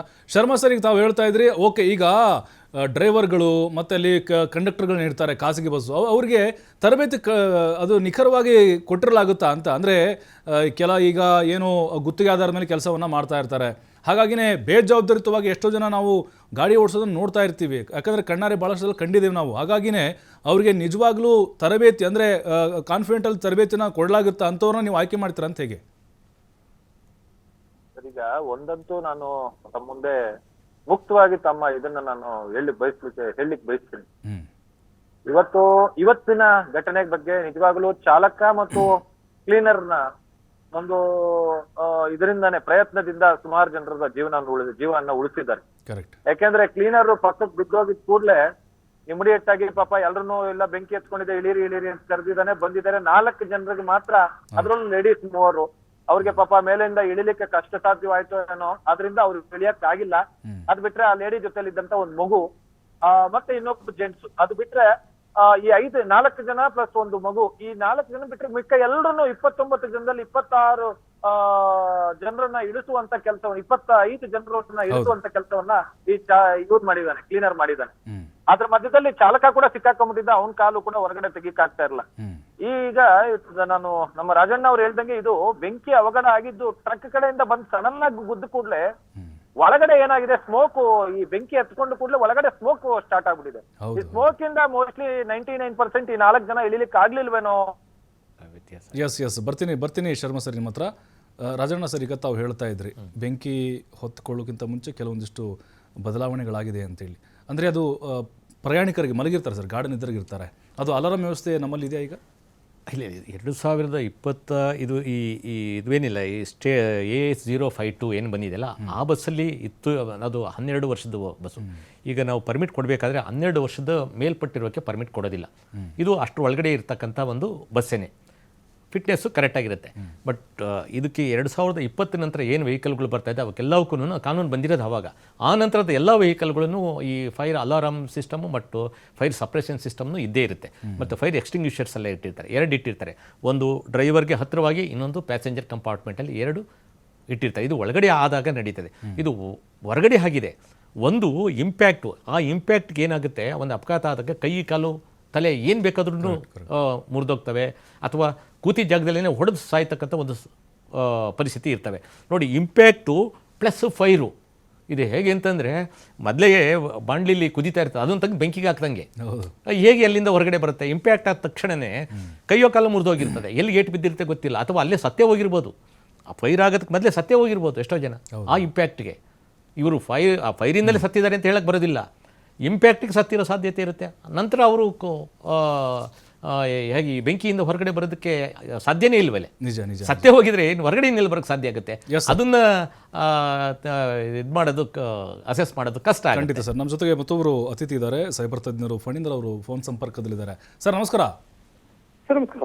ಸರ್, ಈಗ ನಿಮಗೂ ಕೂಡ ಗೊತ್ತಿದೆ ಚಿತ್ರದುರ್ಗದಲ್ಲಿ ನಡೆದಂತಹ ಒಂದು ಘೋರ ಬಸ್ ದುರಂತ. ಸರ್, ನನ್ನ ನೇರವಾದಂಥ ಪ್ರಶ್ನೆ, ಈಗ ಬೆಂಕಿ ಹೊತ್ಕೊಳ್ಳುವಂಥದ್ದು ಒಂದು ವೇ ಏನಿದೆ ಸರ್? ಈಗ ತಾಂತ್ರಿಕವಾಗಿ ಇಂಜಿನಲ್ಲಿ ಏನೋ ಆಯಿತು, ಅದು ಬೆಂಕಿ ಹೊತ್ಕೊಳ್ತು ಅಂತೇಳಿ. ಬಟ್ ಈಗ ಈ ಡೀಸೆಲ್ ಟ್ಯಾಂಕ್ಗಳಿಗೆ ಗುದ್ದಂಥ ಸಂದರ್ಭದಲ್ಲಿ ಅಷ್ಟು ಬೆಂಕಿಯ ಕೆನ್ನಾಲಿಗೆ ಆಗಲಿಕ್ಕೆ ಕಾರಣ ಏನು ಸರ್? ದಿಢೀರ್ 10 ಸೆಕೆಂಡ್ನಲ್ಲಿ ಈ ರೀತಿಯಾದಂಥ ಇದಾಗಲಿಕ್ಕೆ ಅಂತ ಘಟನೆಗಳು? ಸರ್ ನೋಡಿ, ಫಸ್ಟ್ ಆಫ್ ಆಲ್ ಇದು ಯಾವ ವೆಹಿಕಲ್ ಬೆಂಕಿ ಹತ್ಕೊಂಡಿದೆ ಅಂತ ನೋಡಿದಾಗ ಆ ಒಂದು ಸ್ಪೆಸಿಫಿಕ್ ಕಂಪನಿಯ ಬಸ್ಗಳೇನಿದೆ, ಅಂದ್ರೆ ನಾಟ್ ದ ಸೀಬರ್ಡ್, ಅವ್ರು ಆಪರೇಟ್ ಮಾಡ್ತಿರುವಂತ ಮ್ಯಾನುಫ್ಯಾಕ್ಚರರ್ ಆಫ್ ದ ಬಸ್ ಏನಿದ್ದಾರೆ, ಆ ಬಸ್ಸಿಗೆ ಡ್ರೈವರ್ ಎಲ್ಲಿ ಕೂಡ್ತಾರೆ ಅದೇ ರೋಡಲ್ಲಿ ಹಿಂಭಾಗದಲ್ಲಿ ಡೀಸೆಲ್ ಟ್ಯಾಂಕ್ ಬರೋದು. ಅಂದ್ರೆ ಬಸ್ಸಿಗೆ ಬಲಭಾಗದಲ್ಲಿ ಡೀಸೆಲ್ ಟ್ಯಾಂಕ್ ಬರುವಂತದ್ದು. ಮತ್ತೆ ಈ ಒಂದು ಕೇಸಲ್ಲಿ ಅವರು ಸ್ಟೇಟ್ಮೆಂಟ್ ಕೊಟ್ಟಿರೋ ಪ್ರಕಾರ 240-250 ಲೀಟರ್ ಡೀಸೆಲ್ ತನಕ ಅವ್ರು ತುಂಬಿಸ್ಕೊಂಡು ಹೊರಟಿದ್ರು ಅಂತ ಮಾಹಿತಿ ಇದೆ. ಹಲವಾರು 340 ಲೀಟರ್ ಈ ಡೀಸೆಲ್ ಟ್ಯಾಂಕ್ ಕೆಪಾಸಿಟಿ ಇರೋದು. ಮತ್ತೆ ಈ ಬಸ್ಗೆ ಲಾರಿ ಯಾವ ಆಂಗಲ್ ಅಲ್ಲಿ ಬಂದು ಹೊಡೆದಿದೆ, ಅದು ಬಸ್ಸಿನ ಬಲಭಾಗಕ್ಕೆ ಬಂದು ಹೊಡೆದಿರೋದು, ಮುಖಾಮುಖಿ ಹೊಡೆದಿಲ್ಲ. ಮುಖಾಮುಖಿ ಹೊಡೆದ್ರೆ ಬಸ್ನ ಡ್ರೈವರ್ ಕೂಡ ಇಂಪ್ಯಾಕ್ಟ್ ಆಗಬೇಕಿತ್ತು, ಸಿವಿಯರ್ ಡ್ಯಾಮೇಜ್ ಆಗಬೇಕಿತ್ತು ಬಸ್ ಡ್ರೈವರ್ಗೆ. But fortunately bus driver is safe. Okay, but ಬಸ್ಸಿನ ಡ್ರೈವರ್ನ ಹಿಂಭಾಗ ಹಾಕಿಸ್ಕೊಂಡಿರ್ತಾರೆ ಪ್ಯಾಸೆಂಜರ್, ಮೊದಲನೇ ಪ್ಯಾಸೆಂಜರ್, ಅವ್ರು ಕೂಡ ಸೇಫ್ ಆಗಿದ್ದಾರೆ. ಅದು ಬಿಟ್ಟು ಮಿಕ್ಕಿದ ಪ್ಯಾಸೆಂಜರ್ಗಳಿಂದ ಅವ್ರಿಗೆ ಇಂಪ್ಯಾಕ್ಟ್ ಆಗಿರೋದು. ಅಂದ್ರೆ ಆ ಲಾರಿ ಬಂದು ಬಸ್ಸಿನ ಮಧ್ಯಭಾಗಕ್ಕೆ ಹೊಡೆಯುತ್ತೆ. ಹೊಡೆದಾಗ ಅದೇ ಜಾಗದಲ್ಲಿ ಡೀಸೆಲ್ ಟ್ಯಾಂಕ್ ಇರುತ್ತೆ. ಮತ್ತೆ ಡೀಸೆಲ್ ಟ್ಯಾಂಕ್ ಅಲ್ಲಿ ನಾವು ಯಾವಾಗ ಕ್ಲೋಸ್ ಮಾಡ್ತೀವಲ್ಲ ಟ್ಯಾಂಕ್, ಅವಾಗ ಫುಲ್ಲು ಏರ್ ಟೈಟ್ ಪ್ರೆಷರ್ ಇರುತ್ತೆ. ಅದರಲ್ಲಿ ಏರ್ ಟೈಟ್ ಕಂಟೈನರ್ ಆಗ್ಬಿಟ್ಟು ಫುಲ್ ಪ್ರೆಷರ್ ಇರುತ್ತೆ ಡೀಸೆಲ್ ಟ್ಯಾಂಕ್ ಅಲ್ಲಿ. ಅವಾಗ ಆ ಒಂದು ಇಂಪ್ಯಾಕ್ಟ್ಗೆ ಆ ಟ್ಯಾಂಕು ಫುಲ್ ಪ್ರೆಷರ್ ಇಂದ ಆಚೆ ಬರುತ್ತದೆ. ಬಂದಾಗ ಡೀಸೆಲ್ ಸ್ಪ್ರಿಂಕಲ್ ಆಗುತ್ತೆ. ಮತ್ತೆ ಇದು ವೆಹಿಕಲ್ 2 ಸ್ಪೀಡ್ ಇರೋದ್ರಿಂದ, 2 ಮೆಟಲ್ ಆಗಿರೋದ್ರಿಂದ ಸ್ಪಾರ್ಕ್ಸ್ ಬರೋದಕ್ಕೆ ಹಲವಾರು ಕಾರಣಗಳಿದೆ. ಸ್ಪಾರ್ಕ್ಸ್ ಬರೋದಕ್ಕೆ ಫ್ರಿಕ್ಷನ್ ಇಂದ ಕೂಡ ಬರ್ಬೋದು, ಎಲೆಕ್ಟ್ರಿಕಲ್ ಶಾರ್ಟ್ ಸರ್ಕ್ಯೂಟ್ ಇಂದ ಕೂಡ ಆ ಒಂದು ಮೂವ್ಮೆಂಟ್ ಅಲ್ಲಿ ಬರ್ಬೋದು. ಬಿಕಾಸ್ ಬಸ್ ಅಲ್ಲಿ ತುಂಬಾ ಲೈಟ್ ಗಳಿರುತ್ತೆ. ಒಂದೊಂದು ಪ್ಯಾಸೆಂಜರ್ ಕೂಡ ಪ್ಲಗ್ ಪಾಯಿಂಟ್ ಕೊಟ್ಟಿರ್ತಾರೆ, ಲೈಟ್ ಕೊಟ್ಟಿರ್ತಾರೆ, ಎಲ್ಲ ಮಾಡಿರ್ತಾರಲ್ಲ. ಸೊ ಎಷ್ಟೊಂದ್ ಕಡೆ ಎಲೆಕ್ಟ್ರಿಕಲ್ ಸರ್ಕ್ಯೂಟ್ ಗಳಿರುತ್ತೆ ಅವ್ರಿಗೆ. ಸೊ ಯಾವ್ದೋ ಒಂದು ಕಡೆ ಕೂಡ ಸ್ಪ್ರಿಂಕಲ್ ಆದ ಕೂಡ ಡೀಸೆಲ್ ಅವ್ರಿಗೆ ಬಸ್ಟ್ ಆಗಿರೋದ್ರಿಂದ ಸಾಧ್ಯತೆಗಳು ತುಂಬಾ ಜಾಸ್ತಿ ಇದೆ ಈ ಕೇಸಲ್ಲಿ. ನಿಜ ಸರ್. ಇನ್ನೊಂದು, ಈಗ ಬೆಂಕಿ ಹೊತ್ಕೊಂತು, ಈಗ ಬೆಂಕಿ ನಾವು ಹಿಂದೆ ಕೂತಿದ್ದೀವಿ, ಲಾಸ್ಟ್ ಸೀಟಲ್ಲಿ ಕೂತಿದ್ದೀವಿ, ಮುಂದೆಯಿಂದ ಬೆಂಕಿ ಹಾಗೆ ಬರ್ತಾ ಇದೆ, ಉಗುಳ್ತಾ ಇದೆ. ಆ ಟೈಮ್ನಲ್ಲಿ ಇಮಿಡಿಯೇಟ್ಲಿ ಬಚಾವಾಗುವ ಸಂದರ್ಭದಲ್ಲಿ ಆ ಕಡೆ ಗೊಂದಲಗಳು ಉಂಟಾಗುತ್ತೆ ಸರ್. ಯಾಕಂದರೆ ಹಾಗಾಗಿನೇ ಎಷ್ಟೋ ಜನ ಪ್ರಾಣ ಪಕ್ಷಿ ಹಾರಿ ಹೋಗಿರೋದನ್ನ ನಾವು ನೋಡಿದ್ದೇವೆ. ಆಯ್ತಪ್ಪ ನಾವು ಪಾರಾಗ್ತೀವಿ ಅಥವಾ ನಮ್ಮ ಕೈಕಾಲು ಮುರಿದ್ರೂ ಪರವಾಗಿಲ್ಲ, ನಾವು ಸೇಫ್ ಆಗಬೇಕು ಅನ್ನುವಂಥ ನಿಟ್ಟಿನಲ್ಲಿ ಇಮಿಡಿಯೇಟ್ಲಿ ತೆಗೆದುಕೊಳ್ಬೇಕು ಕ್ರಮ ಏನಂತ ಪ್ರಯಾಣಿಕರು? ನೋಡಿ, ಫಸ್ಟ್ ಆಫ್ ಆಲ್ ಗಳಿಗೆ ಇಂಥ ಯಾವುದೇ ಒಂದು ಸಿಚುವೇಶನ್ ಬಂದಾಗ ಪ್ಯಾನಿಕ್ ಆಗುವಂಥದ್ದು ತುಂಬಾ ಸರ್ವೇ ಸಾಧಾರಣ. ಹೌದು. ಮತ್ತೆ ಆ ಮೂಮೆಂಟ್ ಅಲ್ಲಿ ಯಾರೋ ಒಬ್ರು ಒಂದು ರಾಂಗ್ ಗೈಡೆನ್ಸ್ ಕೊಟ್ಟರು ಕೂಡ ಎಲ್ಲರೂ ಕಣ್ಣು ಮುಚ್ಕೊಂಡು ಫಾಲೋ ಮಾಡ್ತಾರೆ ಅದನ್ನ, because that is called as panic mode. Okay okay, so ಅದೇ ನಮ್ಮ ಏರ್ಲೈನ್ಸ್ ಗಳನ್ನ ನೋಡುತ್ತಲ್ಲ, ಅವ್ರು ಬಂದು ನಮಗೆ ಕರೆಕ್ಟ್ ಆಗಿ ಎಲ್ಲಿ ಎಷ್ಟು ಎಮರ್ಜೆನ್ಸಿ ಎಕ್ಸಿಟ್ ಗಳಿದೆ, ಯಾವ ಕಡೆ ಹೋಗ್ಬೇಕು ಎಲ್ಲ ಅವ್ರು ಗೈಡ್ ಮಾಡಿರ್ತಾರೆ ನಮಗೆ ಫ್ಲೈಟ್ ಹೊರಡಕ್ಕಿಂತ ಮುಂಚೆ. ಆ ತರ ಯಾವ ಒಂದು SOP ಗಳು ಕೂಡ ಯಾವ ತರ ಒಂದು ಅನೌನ್ಸ್ಮೆಂಟ್ ಗಳಾಗಿ ಬಸ್ಗಳಲ್ಲಿ ನಮ್ಗೆ ಸಿಗೋದಿಲ್ಲ. ಮೋರ್ ಓವರ್ ಪ್ಯಾಸೆಂಜರ್ ಗಳು ಯಾರನ್ನ ಕೇಳಿ, ನೀವು ಈ ಬಸ್ಸಲ್ಲಿ ಎಮರ್ಜೆನ್ಸಿ ಡೋರ್ ಇತ್ತಾ, ಎಮರ್ಜೆನ್ಸಿ ಎಕ್ಸಿಟ್ ಇತ್ತಂತ ಇಲ್ಲಿಯೋ ಪ್ಯಾಸೆಂಜರ್ ಕೇಳಿ ನೋಡಿ, ನೀವು ಯಾರು ಮಾಹಿತಿ ಗೊತ್ತಿರೋದಿಲ್ಲ. ಮತ್ತೆ ಬಸ್ ಇದ್ದಾಗ ಎಮರ್ಜೆನ್ಸಿ ಡೋರ್ ಇದ್ದಾಗ ಓಪನ್ ಮಾಡೋದು ಹೇಗೆ, ಎಮರ್ಜೆನ್ಸಿ ವಿಂಡೋನ ಬ್ರೇಕ್ ಮಾಡೋದು ಹೇಗೆ, ಅದಕ್ಕೆ ಅಂತ ಒಂದು ಸೂಚನೆ ಕೊಟ್ಟಿರ್ತಾರೆ. ಅದಿತ್ತ ಅಲ್ಲಿ ಅದನ್ನ ಏನು ಗೊತ್ತಿರೋದಿಲ್ಲ. ಸೊ ಆಸ್ ಎ ಪ್ಯಾಸೆಂಜರ್ ನಮ್ದು ಕೂಡ ಸಾಕಷ್ಟು ನೆಗ್ಲಿಜೆನ್ಸ್ಗಳಿರುತ್ತೆ ಈ ತರ ಬಸ್ಗಳಲ್ಲಿ ಓಡಾಡ್ಬೇಕಾರೆ. ನಾವು ಬಸ್ ಹತ್ತಿದ ತಕ್ಷಣ ಎಲ್ಲೆಲ್ಲಿ ಎಮರ್ಜೆನ್ಸಿ ಡೋರ್ಗಳಿದೆ, ಅದಕ್ಕೆ ಎಲ್ಲಾ ತರ ಎಕ್ವಿಪ್ಮೆಂಟ್ ಗಳಿದೆಯಾ ನಾವು ಸಹ ತಿಳ್ಕೊಂಡು ಬಸ್ ಪ್ರಯಾಣ ಮಾಡ್ಬೇಕಿರುತ್ತೆ. ಹಾಗಂತ ಈ ಒಂದು ಕೇಸಲ್ಲಿ ಪ್ರಯಾಣಿಕ ತಪ್ಪು ಅಂತ ನಾನು ಹೇಳ್ತಿಲ್ಲ. ಅಂದ್ರೆ ಜನರಲ್ ಆಗಿ ಹೇಳ್ಬೇಕು ಅಂತ ಹೇಳಿದ್ರೆ, ಯಾರ್ಯಾರ ಜವಾಬ್ದಾರಿ ಎಲ್ಲೆಲ್ಲಿ ತನಕ ಬರುತ್ತೆ ಅಂತ ಹೇಳಿದಾಗ ಪ್ಯಾಸೆಂಜರ್ದು ಕೂಡ ಈ ತರ ಜವಾಬ್ದಾರಿಗಳು ಇರಬೇಕಿರುತ್ತೆ, ನಾವು ನಿಭಾಯಿಸಬೇಕಿರುತ್ತೆ ಅದನ್ನ. ಎಸ್ ಫಣೀಂದ್ರ ಸರ್, ಹಾಗೇ ಇರಿ ಲೈನಲ್ಲಿ. ಒಂದು ಬ್ರೇಕ್ ಸಮಯ ಇದೆ, ವಾಪಸ್ ಬಂದುಬಿಡ್ತೀನಿ ಬೇಗ ನಾನು. ಒಂದು ಬ್ರೇಕ್ ಇರುತ್ತೆ, ಬ್ರೇಕ್ ಆದಮೇಲೆ ಅಖಾಡ ಮತ್ತೆ ಮುಂದುವರಿಯುತ್ತೆ. ಫಣೀಂದ್ರ ಸರ್, ತಾವು ಹೇಳ್ತಾ ಇದ್ರಿ ಈಗ ಎಮರ್ಜೆನ್ಸಿ ಎಕ್ಸಿಟ್ಗಳಾಗಿರ್ಬೋದು, ಡೋರ್ಗಳಾಗಿರ್ಬೋದು, ಸುತ್ತಿಗೆ ಆಗಿರ್ಬೋದು, ಅಂದರೆ ಬಚಾವಾಗಲಿಕ್ಕೆ ಯಾವೆಲ್ಲ ರಕ್ಷಾ ಕವಚಗಳಿದಾವೋ ಅದು ಸರಿ, ಓಕೆ. ಬಟ್ ಅದನ್ನು ಹೊರತುಪಡಿಸಿ ಬಚಾವಾಗಲಿಕ್ಕೆ ಏನೆಲ್ಲ ಮತ್ತೆ ಆ್ಯಡ್ ಮಾಡಬೇಕು, ಅಂದರೆ ಏನೆಲ್ಲ ಮತ್ತೆ ಸುರಕ್ಷತೆಗೆ ಅವರು ತೆಗೆದುಕೊಳ್ಬೇಕು ಅಂತ ಹೇಳಿದ್ರೆ ಬೆಂಕಿಯಿಂದ ಪಾರಾಗಲಿಕ್ಕೆ? ಫಸ್ಟ್ ಆಫ್ ಆಲ್ ಯಾರ ಬಸ್ ಹತ್ಬೇಕಾದ್ರೆ ಬೆಂಕಿ ಆಹುತಿ ಆಗತ್ತೆ ಅಂತ ಯಾರು ಅನ್ಕೊಂಡು ಹತ್ತಿರೋದಿಲ್ಲ. ಹೌದು. ಆದ್ರೆ ಈ ಒಂದು ಪ್ಯಾಸೆಂಜರ್ ಆಗಿ ಬಸ್ ಹತ್ತೋ ಸಂದರ್ಭದಲ್ಲಿ ಇಷ್ಟು ವಿಚಾರ ತಿಳ್ಕೊಂಡ್ರೆ ಎಷ್ಟೋ ಘಟನೆಗಳನ್ನ ನಾವು ಪ್ರಿವೆಂಟ್ ಮಾಡಬಹುದು. ಓಕೆ, ಅಪಾರ್ಟ್ ಫ್ರಮ್ ದಟ್ ಏನೋ ನಮ್ಮ ಕೈಲಿರೋದಿಲ್ಲ. ಬಿಕಾಸ್ ಅಲ್ಲಿ ಬಸ್ ಅಲ್ಲಿ ಯೂಸ್ ಮಾಡುವಂತ ಬೆಡ್ ಗೆ ಏನ್ ಕೊಡ್ತಾರೆ, that is completely a foam material. Okay, ಒಂದು ಕಿಡಿ ಬಿದ್ದು ಸಹ ಇರುವಂತ ಮೆಟೀರಿಯಲ್ಗಳವೆಲ್ಲ. ಮತ್ತೆ ಸ್ಕ್ರೀನ್ ಗಳು ಹಾಕಿರ್ತಾರೆ, ಬಸ್ ತುಂಬಾ ಸ್ಕ್ರೀನ್ ಗಳು ಹಾಕಿರ್ತಾರೆ, ಎಲ್ಲ ಟಿಪಿಕಲ್ ನೈಲಾನ್ ಮೆಟೀರಿಯಲ್ ಅದು. ಓಕೆ, ಬರೀ ಒಂದು ಊದಿನ ಕಡ್ಡಿಯ ಒಂದು ಸ್ಪಾರ್ಕ್ ಬಿದ್ರು ಕೂಡ ಅದು ಮೆಲ್ಟ್ ಆಗುವಂತ ಮೆಟೀರಿಯಲ್ಗಳವೆಲ್ಲ. ಓಕೆ, ಸೊ ಅದಕ್ಕೋಸ್ಕರ ನೀವು ದೊಡ್ಡ ಬೆಂಕಿ ಇರ್ಬೇಕು ಅಂತ ಇಲ್ಲ. ಎಷ್ಟೋ ಮೆಟೀರಿಯಲ್ಗಳದ್ರಲ್ಲಿ ಬರೀ ಶಾಖಕ್ಕೆ ಕರಗುವಂತ ಮೆಟೀರಿಯಲ್ಗಳು ಇರ್ತಾವೆ ಅದರಲ್ಲಿ.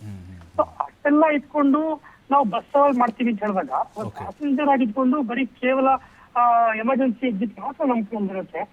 ಇದೆಯೋ ಸಹ ನಮ್ಮ ಪ್ಯಾಸೆಂಜರ್ ಕಮ್ಮಿ ಹೋಗಿಲ್ಲ. ಸರ್, ಈಗ ಈ ಡೀಸೆಲ್ ಟ್ಯಾಂಕ್ ಬಗ್ಗೆ ಹೇಳ್ತಾ ಇದ್ರಿ ನೀವು, ಅವ್ರು ಫುಲ್ ಮಾಡ್ಕೊಂಡು ಹೋಗ್ತಾ ಇದ್ರು ಅಂತೇಳಿ. ಬಟ್ ಈಗ ಅದರದ್ದೇ ಸಾರ್ವಜನಿಕರು ಕೇಳ್ತಿದ್ರು ಸರ್, ಫುಲ್ ಮಾಡ್ಕೊಳ್ಳೋ ಅವಶ್ಯಕತೆ ಏನಿತ್ತು, ಅಲ್ಲಲ್ಲಿ ಬಂಕ್ಗಳು ಇರ್ತಾವೆ, ಅಂದರೆ ಅಪಘಾತ ಅನಾಹುತ ಜಾಸ್ತಿ ಆಗೋದನ್ನ ತಡಿಬಹುದಾಗಿತ್ತು, ಕಡಿಮೆ ಫ್ಯೂಲ್ ಇದ್ದಿದ್ರೆ ಅಂತ ಹೇಳಿ. ಇಲ್ಲ ಸರ್, ಆ ತರ ಏನಿಲ್ಲ. ಇದು ಯಾರು ಈ ತರ ಮಾತಾಡ್ತಿದ್ದಾರೆ, ಬಹುಶಃ ಅವ್ರಿಗೆ ಸ್ವಲ್ಪ ರೋಡ್ ಸೆನ್ಸ್ ಆಗಿರ್ಬೋದು ಅಥವಾ ಈ ಟ್ರಾವೆಲ್ ಸೆನ್ಸ್ ಕಡಿಮೆ ಅಂತ ಅರ್ಥ ಮಾಡ್ಕೊಳ್ಳೋಣ. ಯಾವುದೇ ಒಂದು ಗಾಡಿಗೆ ಟ್ಯಾಂಕ್ ಫುಲ್ ಕೆಪಾಸಿಟಿ ಏನ್ ಕೊಡ್ತಾರೆ ಅಷ್ಟು ಕೂಡ ಭರ್ತಿ ಮಾಡ್ಕೊಂಡು ಹೋಗುವಂತ ಒಂದು ಆಪ್ಷನ್ ಆ ವೆಹಿಕಲ್ ಹೋಗಿರುತ್ತೆ. ಮತ್ತೆ ವೆಹಿಕಲ್ ಸೇಫ್ಟಿ ಸ್ಟ್ಯಾಂಡರ್ಡ್ಸ್ ಕೂಡ ಅದೇ ರೀತಿಯಲ್ಲೇ ಇರುತ್ತೆ. ಈ ಒಂದು ಕೇಸಲ್ಲಿ ವೆಹಿಕಲ್ ಸೇಫ್ಟಿ ಸ್ಟ್ಯಾಂಡರ್ಡ್ಸ್ ಪ್ರಕಾರ ಏನು ಕಾಂಪ್ರಮೈಸ್ ಆಗಿಲ್ಲ. ಅಂದ್ರೆ ಹೇಳ್ತಾ ಬಸ್ ಬಗ್ಗೆ. ಓಕೆ, ಅಂದ್ರೆ ಹೇಳ್ತಾ ವೆಹಿಕಲ್ ಸೇಫ್ಟಿ ಸ್ಟ್ಯಾಂಡರ್ಡ್ಸ್ ಮ್ಯಾನುಫ್ಯಾಕ್ಚರರ್ ಬಗ್ಗೆ ನಾವು ಹೇಳ್ತಿರೋದು. ಅದು ಟ್ಯಾಂಕ್ಗೆ ಹೊಡೆದಾಗ, ಆ ಒಂದು ಸೈಡ್ ಆಂಗಲ್ ಇಂದ ಲಾರಿ ಬಂದು ಹೊಡೆದಾಗ ಆಬ್ವಿಯಸ್ಲಿ ಟ್ಯಾಂಕ್ಗೆ ಡೆಂಟ್ ಆಗೋ ತರ ಫೋರ್ಸ್ ಬಿದ್ದೇ ಬೀಳುತ್ತೆ. ಆ ಡೆಂಟ್ ಆಗೋ ತರ ಫೋರ್ಸ್ ಬಿದ್ದಾಗ ಒಳಗಡೆ ಸಿಕ್ಕಾಪಟ್ಟೆ ಪ್ರೆಷರ್ ಕ್ರಿಯೇಟ್ ಆಗತ್ತದು. ಆ ಬಂದಂತ ಪ್ರೆಷರ್ ಆಚೆ ಬರ್ಲಿಕ್ಕಿರುವಂತ ಏಕೈಕ ವೇ ಅಂತ ಕೇಳಿದ್ರೆ ಆ ಲಿಡ್ ಓಪನ್ ಮಾಡ್ಕೊಂಡ್ ಬರೋದಾಗಿರ್ಬೋದು ಅಥವಾ ಡೀಸೆಲ್ ಟ್ಯಾಂಕ್ ಬರ್ಸ್ಟ್ ಆಗುವಂತ ಒಂದು ಸಾಧ್ಯತೆ. ಬರ್ಸ್ಟ್ ಆಗುವ ಡೀಸೆಲ್ ಇದ್ದ ಕಾರಣಕ್ಕೋಸ್ಕರ ಎಲ್ಲ ಕಡೆ ಹರಡ್ಕೊಂಡಿದೆ. ಮತ್ತೆ ಸ್ಪಾರ್ಕಲ್ ಇದ್ದ ಕಾರಣಕ್ಕೋಸ್ಕರ ಬೆಂಕಿ ಹತ್ಕೊಂಡಿದೆ. ಡೀಸೆಲ್ ಕೆಪಾಸಿಟಿ ಎಷ್ಟಿದ್ರು ಸಹ ಒಂದು 10 ಲೀಟರ್ ಇದ್ರೂ ಕೂಡ ಈ ಒಂದು ವಿಚಾರ ಇದೇ ರೀತಿ ಆಗಿರೋದು ನಿಜ. ಸರ್, ಇನ್ನೊಂದು, ಈಗ ಪ್ರಯಾಣಿಕರ ಒಂದು ಸೇಫ್ಟಿ ಬಗ್ಗೆ ನಾವು ನೋಡೋದಾದರೆ, ಅಂದರೆ ಇನ್ನೂ ನಮ್ಮಲ್ಲಿ ಈ ಮಾಡಿಫೈ ಆಗಿ ಕೆಲವೊಂದಿಷ್ಟು ನೋಡ್ತಾ ಇದ್ದೀವಿ, ಬಹಳ ನಿರ್ಲಕ್ಷ್ಯದಿಂದ ಬೇಜವಾಬ್ದಾರಿಯಿಂದ ನಡೆದುಕೊಳ್ತಾ ಇದ್ದಾರೆ. ಹಾಗಾಗಿನೇ ಮೊದಲು ಈಗ ಕೆಲವೊಂದಿಷ್ಟು ಅಲಾರಾಮ್ಗಳು ಹೊಡ್ಕೊಳ್ಳುತ್ತಂತೆ, ಕೆಲವೊಂದು ಬಸ್ಗಳಲ್ಲಿ ಇರೋದಿಲ್ಲ, ಅಥವಾ ಬೆಂಕಿ ತಾಂತ್ರಿಕವಾಗಿ ಏನೋ ಅಲ್ಲಿ ಬೆಂಕಿ ಹೊತ್ಕೊಳ್ಳುತ್ತೆ, ಅದನ್ನು ಆರಿಸುವಂಥ ಕೆಲವೊಂದಿಷ್ಟು ಇಕ್ವಿಪ್ಮೆಂಟ್ಸ್ ಕೂಡ ಇದಾವಂತೆ. ಬಟ್ ಇನ್ನೂ ಇದು ಪರಿಣಾಮಕಾರಿ ಆಗಬೇಕಂತ, ಅಂದರೆ ಎಸ್ಪೆಷಲಿ ಬೆಂಕಿ ವಿಚಾರದಲ್ಲಿ.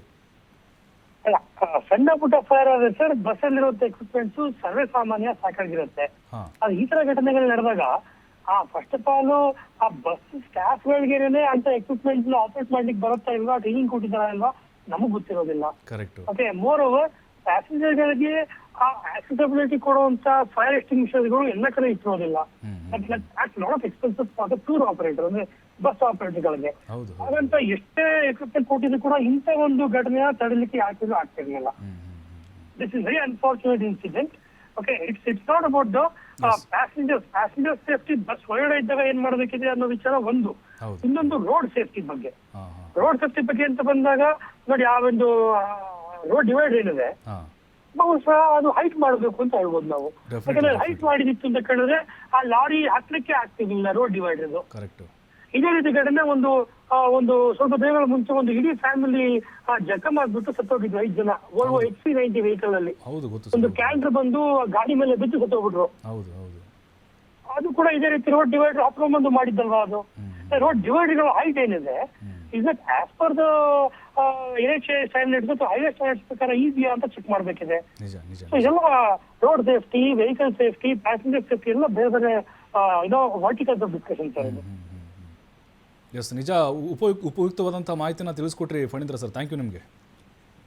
ಧನ್ಯವಾದ sir. Thank you. Rajanna sir, ಈಗ ನೈಲಾನ್ ಬಟ್ಟೆಗಳು, ಆಮೇಲೆ ಫ್ಲೈವುಡ್ ಇರುತ್ತೆ ಅಲ್ಲಿ, ಏನು ಸೀಟ್ ಸುತ್ತಲೂ, ಆಮೇಲೆ ಆ ಬ್ಲಾಂಕೆಟ್ಗಳು, ಜೊತೆಗೆ ಬೆಂಕಿ ಈಸಿಯಾಗಿ ಹೊತ್ಕೊಳ್ಳುವಂಥ ವಸ್ತುಗಳು ಜಾಸ್ತಿ ಕಾಣಿಸ್ತಾ ಇದ್ದಾವೆ ಖಾಸಗಿ ಬಸ್. ನೋಡಿ, ಫೈರ್ ಸೇಫ್ಟಿ ಇದರಲ್ಲಿ ಅವಕ್ಕೆಲ್ಲ ಒಂದು ಸ್ಟ್ಯಾಂಡರ್ಡ್ಸ್ ಇದೆ. ಯಾವುದಕ್ಕೆ upholstery curtain material should be fire retardant ಅಂತ ಇದೆ. ಅಂದರೆ ಅವು ಆದಷ್ಟು ಹತ್ಕೊಳ್ತವೆ. ನೀವು ಎಂಥ ಬೆಂಕಿ ಹಾಕಿದ್ರೆ ನೀವು ಏನು ಬೇಕಾದ್ರೂ ಕಬ್ಬಣನೇ ಬರ್ನ್ ಆಗಿಬಿಡುತ್ತೆ ಅಂದಾಗ ಇದು ಫೈರ್ ರಿಟಾರ್ಡೆಂಟ್ ಇರಬೇಕು. ಅಂದರೆ ಟು ಸರ್ಟನ್ ಎಕ್ಸ್ಟೆಂಟು ನಾವು ಅದಕ್ಕೆ ಒಂದು ಲಿಮಿಟ್ ಇರುತ್ತೆ. ನೀವು ಬೆಂಕಿನೇ ಹತ್ಕೋಬಾರ್ದು ಅನ್ನೋ ಥರದಲ್ಲ. ಅದು ಆದಷ್ಟು ಅದು ಫೈರ್ ರಿಟಾರ್ಡೆಂಟ್ ಇರಬೇಕು ಅನ್ನೋದು ಅಷ್ಟೇ ಹೊರತು ಬೆಂಕಿನೇ ಹತ್ಕೊಳೋದೇ ಇಲ್ಲ ಅಂತ ಅಲ್ಲ. ಈಗ ಸೇಫ್ಟಿ, ಈ ವೆಹಿಕಲ್ಗಳಿಗೆ ಇವತ್ತು ಸಾಕಷ್ಟು ಸೇಫ್ಟಿಗಳನ್ನ 125 ಇದರಲ್ಲಿ ABCDEFGH ಸುಮಾರು ಪ್ಯಾಸೆಂಜರ್ ಕಾರಿಂದ ಹಿಡಿದು ನಾವು ಬಸ್ವರೆಗೂ ಸಾಕಷ್ಟು ಸ್ಟ್ಯಾಂಡರ್ಡ್ಸ್ನ ಅಪ್ಡೇಟ್ ಮಾಡ್ತಿರ್ತಕ್ಕಂಥದ್ದನ್ನ ನಮ್ಮ ಕೇಂದ್ರ ಮೋಟಾರ್ ವಾಹನ ನಿಯಮಗಳಲ್ಲಿ ತಂದಿದ್ದಾರೆ. ಅದನ್ನು ಪ್ರಾಕ್ಟೀಸು ಕೂಡ ಆಗ್ತಾಯಿದೆ. ಆದರೆ ಅದಕ್ಕೊಂದು ಲಿಮಿಟೇಷನ್ಸ್ ಇರುತ್ತೆ. ಅದಕ್ಕೊಂದು, ಈಗ ನಾವು ಒಂದು ವೆಹಿಕಲ್ಗೆ ಬಾಡಿ ಕಟ್ಕೊಂಡಿದ್ವಿ, ಯಾಕೆ ಅಂತ ಅಂದ್ಬಿಟ್ಟು ನೀವು ಎಷ್ಟೇ ಫೋರ್ಸಾಗಿ ಹೊಡೆದ್ರೂ ಕೂಡ ಅದು ಡೆಂಟೇ ಆಗಬಾರ್ದು, ಅದು ಕ್ರ್ಯಾಶೇ ಆಗಬಾರ್ದು, ಅದು ಹಾಗೇ ಇರಬೇಕು ಅನ್ನೋಕ್ಕೆ ಸಾಧ್ಯನಾ? See, there is a limitation. ಯಾವ ಫೋರ್ಸ್ಗೆ, ಯಾವ ಲೋಡ್ಗೆ it has to withstand ಅನ್ನೋದನ್ನ ಇರುತ್ತೆ. ಆ ಸ್ಟ್ಯಾಂಡರ್ಡ್ಸ್ಗೆ ಅದನ್ನು ಮ್ಯಾನುಫ್ಯಾಕ್ಚರ್ ಮಾಡಿರ್ತಾರೆ. ಸಂಪೂರ್ಣ ನಾನು ಹೋಗಿ ಈಗ ನೋಡಿ, ಇಂಜಿನಿಯರು, ಡಾಕ್ಟ್ರುಗಳು 3 ಜನ ಸುಮಾರು 2021 ಇಸ್ವಿನಲ್ಲಿ ಗುಜರಾತ್ ಅಹಮದಾಬಾದ್ ಹತ್ರ ಅವರು ವಿದ್ಯಾವಂತರು. ಅವರು ಯಾವುದು BMW ಕಾರಲ್ಲಿ 229, 230 ಕಿಲೋಮೀಟ್ರ್ ಹೋಗ್ತಾ, ಇನ್ನೊಂದು 230 ರೀಚ್ ಆಗಿದ್ರೆ 250 ರೀಚ್ ಮಾಡಬೇಕು ಅಂತ ಹೇಳಿ ಜಸ್ಟ್ ಫ್ಲೈ ಆಗಿ ಎದುರುಗಡೆ ಬರ್ತಕ್ಕಂಥ ಒಂದು ಟ್ರಕ್ಗೆ ಹೊಡೆದು ಸಂಪೂರ್ಣ ಕಾರು ಜಜ್ಜೋಯಿತು, ಟ್ರಕ್ಕು ಕೂಡ ಡ್ಯಾಮೇಜ್ ಆಯಿತು. ಮತ್ತು ಅಲ್ಲಿರ್ತಕ್ಕಂಥ 3 ಜನ ಡಾಕ್ಟರ್ ಇಂಜಿನಿಯರ್ಗಳು ರೋಡ್ ಕ್ರ್ಯಾಶಲ್ಲಿ ಹೊರಟೋಗ್ಬಿಟ್ಟು. ಇದಕ್ಕೇನು ಕಾರಣ ಅಂತ ಹೇಳ್ತೀರಿ? ಸೇಫ್ಟಿ ವೆಹಿಕಲ್ನ ಹಂಗಾರೆ BMW ಸರಿಯಾಗಿ ಮ್ಯಾನುಫ್ಯಾಕ್ಚರ್ ಮಾಡಿರಲಿಲ್ಲ ಅಂತ ಹೇಳ್ತೀರಾ? 78 to 80% ಆಸ್ ಆನ್ ಸ್ಟ್ಯಾಟಿಸ್ಟಿಕ್ಸು ಎಲ್ಲ ಅಪಘಾತಗಳು ಆಗಿರ್ತಕ್ಕಂಥದ್ದು ನಮ್ಮ ಭಾರತ ದೇಶದಲ್ಲಿ ಮಾನವ ನಿರ್ಮಿತ. ಡ್ರೈವರ್ಗಳು ಕೆಲವು ಸರಿ ಗಾಡಿನಲ್ಲಿ ಡ್ರೈವರ್ ಇರ್ಬೋದು, ನಾಳೆ ಒಬ್ಬ ಪಾದಾಚಾರಿ ಇರ್ಬೋದು, ಅಥವಾ ಇನ್ಯಾವುದೇ ವಾಹನದ ಚಾಲಕನಿಂದ ಅಚಾತುರ್ಯದಿಂದ ಆಗ್ತಾ ಇರೋದು. ನಾವು ಈ ಕನ್ಸ್ಟ್ರಕ್ಷನಲ್ ಫೀಚರ್ಸು, ಆ ರಸ್ತೆ ಇರ್ಬೋದು, ವಾಹನಗಳೇ ಇರ್ಬೋದು, ನಾವು ಎಲ್ಲ ಒಂದು ಕನ್ಸ್ಟೆಂಟ್ಸು ತಗೊಂಬಂದು ಇಲ್ಲಿ ಆಗ್ತಾ ಇದ್ದೀವಿ. ವೆಹಿಕಲ್ಗೆ ಏನು ಒಂದು ಸ್ಪೀಡಾಗಿ ಹೋಗುತ್ತೆ, ಅದಕ್ಕೆ ಸ್ಪೀಡ್ ಲಿಮಿಟ್ ಹಾಕ್ರಿ, ಅದಕ್ಕೆ ಕ್ಯಾಮ್ರಾ ಹಾಕ್ಸಿ. ಅಂದರೆ ಸ್ಪೀಡ್ ಲಿಮಿಟ್ ಅವಶ್ಯಕತೆ ಇಲ್ವಾ? ಅಲ್ಲ, ಇಲ್ಲ ಅಂತಲ್ಲ. ಅಂದರೆ ನಾವು ಎಲ್ಲನೂ ಲಿಮಿಟೇಷನ್ಸ್ನ ವೆಹಿಕಲ್ಗೇನೆ ಫಿಕ್ಸ್ ಮಾಡ್ತಾ ಇದ್ದೀವಿ. ಮನುಷ್ಯನಿಗೆ ಏನು ಬೇಕು ಅನ್ನೋದನ್ನ ನಾವು ಸಂಪೂರ್ಣವಾಗಿ ನೆಗ್ಲೆಕ್ಟ್ ಮಾಡಿದ್ದೀವಿ. ನಾನು ಇದನ್ನು ಬಹಳ ಸೀರಿಯಸ್ ಮ್ಯಾಟ್ರ್ ಇದು. 78% ಇರೋ ಕಡೆ ಫೋಕಸ್ ಮಾಡಬೇಕಾ? 22% ತಪ್ಪಲ್ಲ ಅದು. ಏನು ಇವತ್ತು ರಸ್ತೆ ನಿರ್ಮಾಣ ಮತ್ತು ವಾಹನಗಳ ನಿರ್ಮಾಣ ಕ್ಷೇತ್ರದಲ್ಲಿ ತಂತ್ರಜ್ಞಾನ ಮತ್ತು ಅದಕ್ಕೆ ಇನ್ವೆಸ್ಟ್ ಮಾಡ್ತಾ ಇರ್ತಕ್ಕಂಥ ಹಣ ಖಂಡಿತವಾಗ್ಲೂ ತಪ್ಪು ಅಂತ ಹೇಳಿದ್ರೆ ಸರಿಯಾಗಿದೆ. ಆದರೆ ಇನ್ನೊಂದು ಭಾಗದಲ್ಲಿ ಆ ವಾಹನವನ್ನು ಚಾಲನೆ ಮಾಡ್ತಾನಲ್ಲ, wheels behind the person, driver, ಅವನ ಬಗ್ಗೆ ಯಾರೂ ಯಾಕೆ ಅಲ್ಲಾಗ್ತಾ ಇದೆ ತಪ್ಪಿನ ಮೇಲೆ ಅಲ್ಲಿಗೆ ಏನು ಪ್ರಾಮುಖ್ಯತೆ ಕೊಡ್ತಾ ಇಲ್ವಲ್ಲ. ನಮ್ಮಲ್ಲಿ ಡ್ರೈವಿಂಗ್ಗೆ ಇನ್ಸ್ಟಿಟ್ಯೂಷನ್ಸ್ ಏನಿದೆ, ನಮಗೆ ಶಿಕ್ಷಣನೇ ಸರಿ ಕೊಡ್ತಾ ಇಲ್ಲ. 10 ಅವರಲ್ಲಿ ಒಬ್ಬ ಡ್ರೈವಿಂಗ್ ಕಲ್ತ್ಕೊಂಡ್ರೆ ಸಾಕು, ನೀನು ಯು ಕ್ಯಾನ್ ಹ್ಯಾಂಡಲ್ ABC. ಯಾಕೆಂದರೆ 1988ರಲ್ಲಿ ಇರತಕ್ಕಂಥ ಮೋಟಾರು ವಾಹನ ಕಾಯ್ದೆ ರೂಲ್ 18ರಲ್ಲಿ ಏನಿದೆಯೋ ಇವತ್ತು ಅಷ್ಟೇ ನಿಯಮಗಳನ್ನ ಮಾತ್ರ ಅದನ್ನು ನಾವು ಅಷ್ಟನ್ನು ಕೂಡ ನೋಡೋದಕ್ಕೆ ಸಾಧ್ಯ ಆಗೋದಿಲ್ಲ. ಏಕೆಂದರೆ ಅದನ್ನು ಪರೀಕ್ಷೆ ಮಾಡ್ತಕ್ಕೆ, ಅದನ್ನು ಕಲಿಸೋದಕ್ಕೆ ಬೇಕಾದಂಥ ವ್ಯವಸ್ಥೆಗಳೇ ಇಲ್ಲ. ಅಲ್ಲ, ಬಟ್ ಇನ್ನೊಂದು ಏನು ಆರೋಪ ಅಂದ್ರೆ ಅಧಿಕಾರಿಗಳು ದುಡ್ಡು ಕೊಟ್ರೆ ನೀವು ಪ್ರಭು ಅವರೇ, ಇಲ್ಲಿ ದುಡ್ಡಿನ ವಿಚಾರ ಮಾತಾಡಬೇಕು, ಬೇರೆ ದಿವಸ ಇಟ್ಕೊಳ್ಳಿ ಬೇಕಾದ್ರೆ ಅದು ಮಾತಾಡೋಣ. ಈಗ ನಮಗೆ ಆರೋಪ ಅದನ್ನ ಅಲ್ಲಲ್ಲ, ಅದೇ ನಾವು ಇಲ್ಲ ಅಂತ ಹೇಳಲ್ಲ. ನೀವು ದುಡ್ಡು ಕೊಟ್ಟಾಕ್ಷಣ ಜೀವ ಕಳ್ಕೋಬೇಕು ಅಂತ ಅಂದ್ಬಿಟ್ಟು ಯಾರು ದುಡ್ಡು ಕೊಡೋದಿಲ್ಲ. That is A different matter. ನಮಗೆ ಬೇಕಾಗಿರೋದ್ರಲ್ಲಿ ಸುರಕ್ಷತೆ. ನಾವು ಫಸ್ಟು ಒಂದು ಪ್ರಶ್ನೆ ಮಾಡಬೇಕಾದ್ರೆ ನಾವು ಈ ವ್ಯವಸ್ಥೆಯನ್ನು ನಿರ್ಮಾಣ ಮಾಡ್ಕೊಂಡಿದ್ದೀವಾ? ನೋಡಿ, ನಿಮಗೆ ಡ್ರೈವಿಂಗ್ ಟೆಸ್ಟ್ನ ಮಾಡಬೇಕಾದ್ರೆ ಅಥವಾ ಕಲಿಬೇಕಾದ್ರೆ ಏನು ವ್ಯವಸ್ಥೆ ಮಾಡ್ಕೊಂಡಿದ್ದೀವಿ? ತುಂಬ ಪೂರ್ ಇನ್ಫ್ರಾಸ್ಟ್ರಕ್ಚರ್ಸು. ನಿಮಗೆ 30 ದಿವಸದಲ್ಲಿ, ಈಗ ನೀವು ಹೇಳ್ತೀರಿ ನೀವು ಹಣದ ವಿಚಾರ, ಈಗ ಲರ್ನರ್ ಲೈಸೆನ್ಸು ನೀವು RTO ಆಫೀಸಿಗೆ ಬರೋಂಗೇ ಇಲ್ಲ. ನೀವೇನೇ ಆನ್ಲೈನಲ್ಲಿ ಕೂತ್ಕೊಂಡು ನೀವೇ ಪರೀಕ್ಷೆ ಮಾಡ್ಕೊಬೋದು. ಹಾಗಾದರೆ ಎಲ್ಲಿ ಬಂತು ಲಂಚ ಅನ್ನೋ ಪ್ರಶ್ನೆ, ಎಲ್ಲಿ ಬಂತು ದುಡ್ಡನ್ನ ಪ್ರಶ್ನೆ, ಎಲ್ಲಿ ಬಂತು? ಈಗ ಯಾರನ್ನ ಹೇಳ್ತೀರಾ ನೀವು? ಈಗ ನಮಗೆ ಉತ್ತರ ಕೊಡಿರಿ ಇದಕ್ಕೆ. ಇದು ಒಂದು ಎಕ್ಸಾಂಪಲ್ಲು. ಅಂದರೆ ನಾವು ಸೇಫ್ಟಿ, ನಾವು ಸುರಕ್ಷಿತ ಇರಬೇಕೇ ಹೊರತು ಎಲ್ಲದಕ್ಕೂ ನಾವು ಹಣ ಭ್ರಷ್ಟಾಚಾರ ಅದು ಡಿಫ್ರೆಂಟ್ ಮ್ಯಾಟರು. ಅದಿಲ್ಲ ಅಂತ ಹೇಳೋದಿಲ್ಲ. ಖಂಡಿತವಾಗ್ಲೂ ಈ ಸಮಾಜದ ಪ್ರತಿಯೊಂದು ನರನಾಡಿಗಳಲ್ಲೂ ಅದು ಬಿಟ್ಟಿಲ್ಲ, ಅದಿದೆ. ಅದನ್ನು ಪಕ್ಕಕ್ಕೆ ಇಟ್ಟು ನಾವು ಇಲ್ಲಿ ಸುರಕ್ಷತೆ ಹೇಳಿ ಬದುಕೋದು ಬೇಕಲ್ಲ. ನಾವು ಹಣ ಕೊಟ್ಬಿಟ್ಟು ಜೀವ ತಗೊಳ್ಳೋದಕ್ಕೆ ಸಾಧ್ಯ ಆಗುತ್ತೆ? ಅಥವಾ ಯಾರಿಗೋ ಒಬ್ರು ರೆಕಮೆಂಡ್ ಮಾಡಿಸ್ಬೋದು. ಆ ರೆಕಮೆಂಡ್ ಮಾಡಿದ್ರೆ ನನ್ನ ಜೀವ ಹೋಗುತ್ತೆ, ಅವಾಗ ಬಂದು ರೆಕಮೆಂಡ್ ಮಾಡಪ್ಪ ನನ್ನ ಜೀವ ಉಳ್ಕೊಳ್ಳುತ್ತೆ ಅಂತ ಹೇಳೋಕ್ಕಾಗತ್ತಾ? ಖಂಡಿತ ಸಾಧ್ಯ ಆಗೋದಿಲ್ಲ.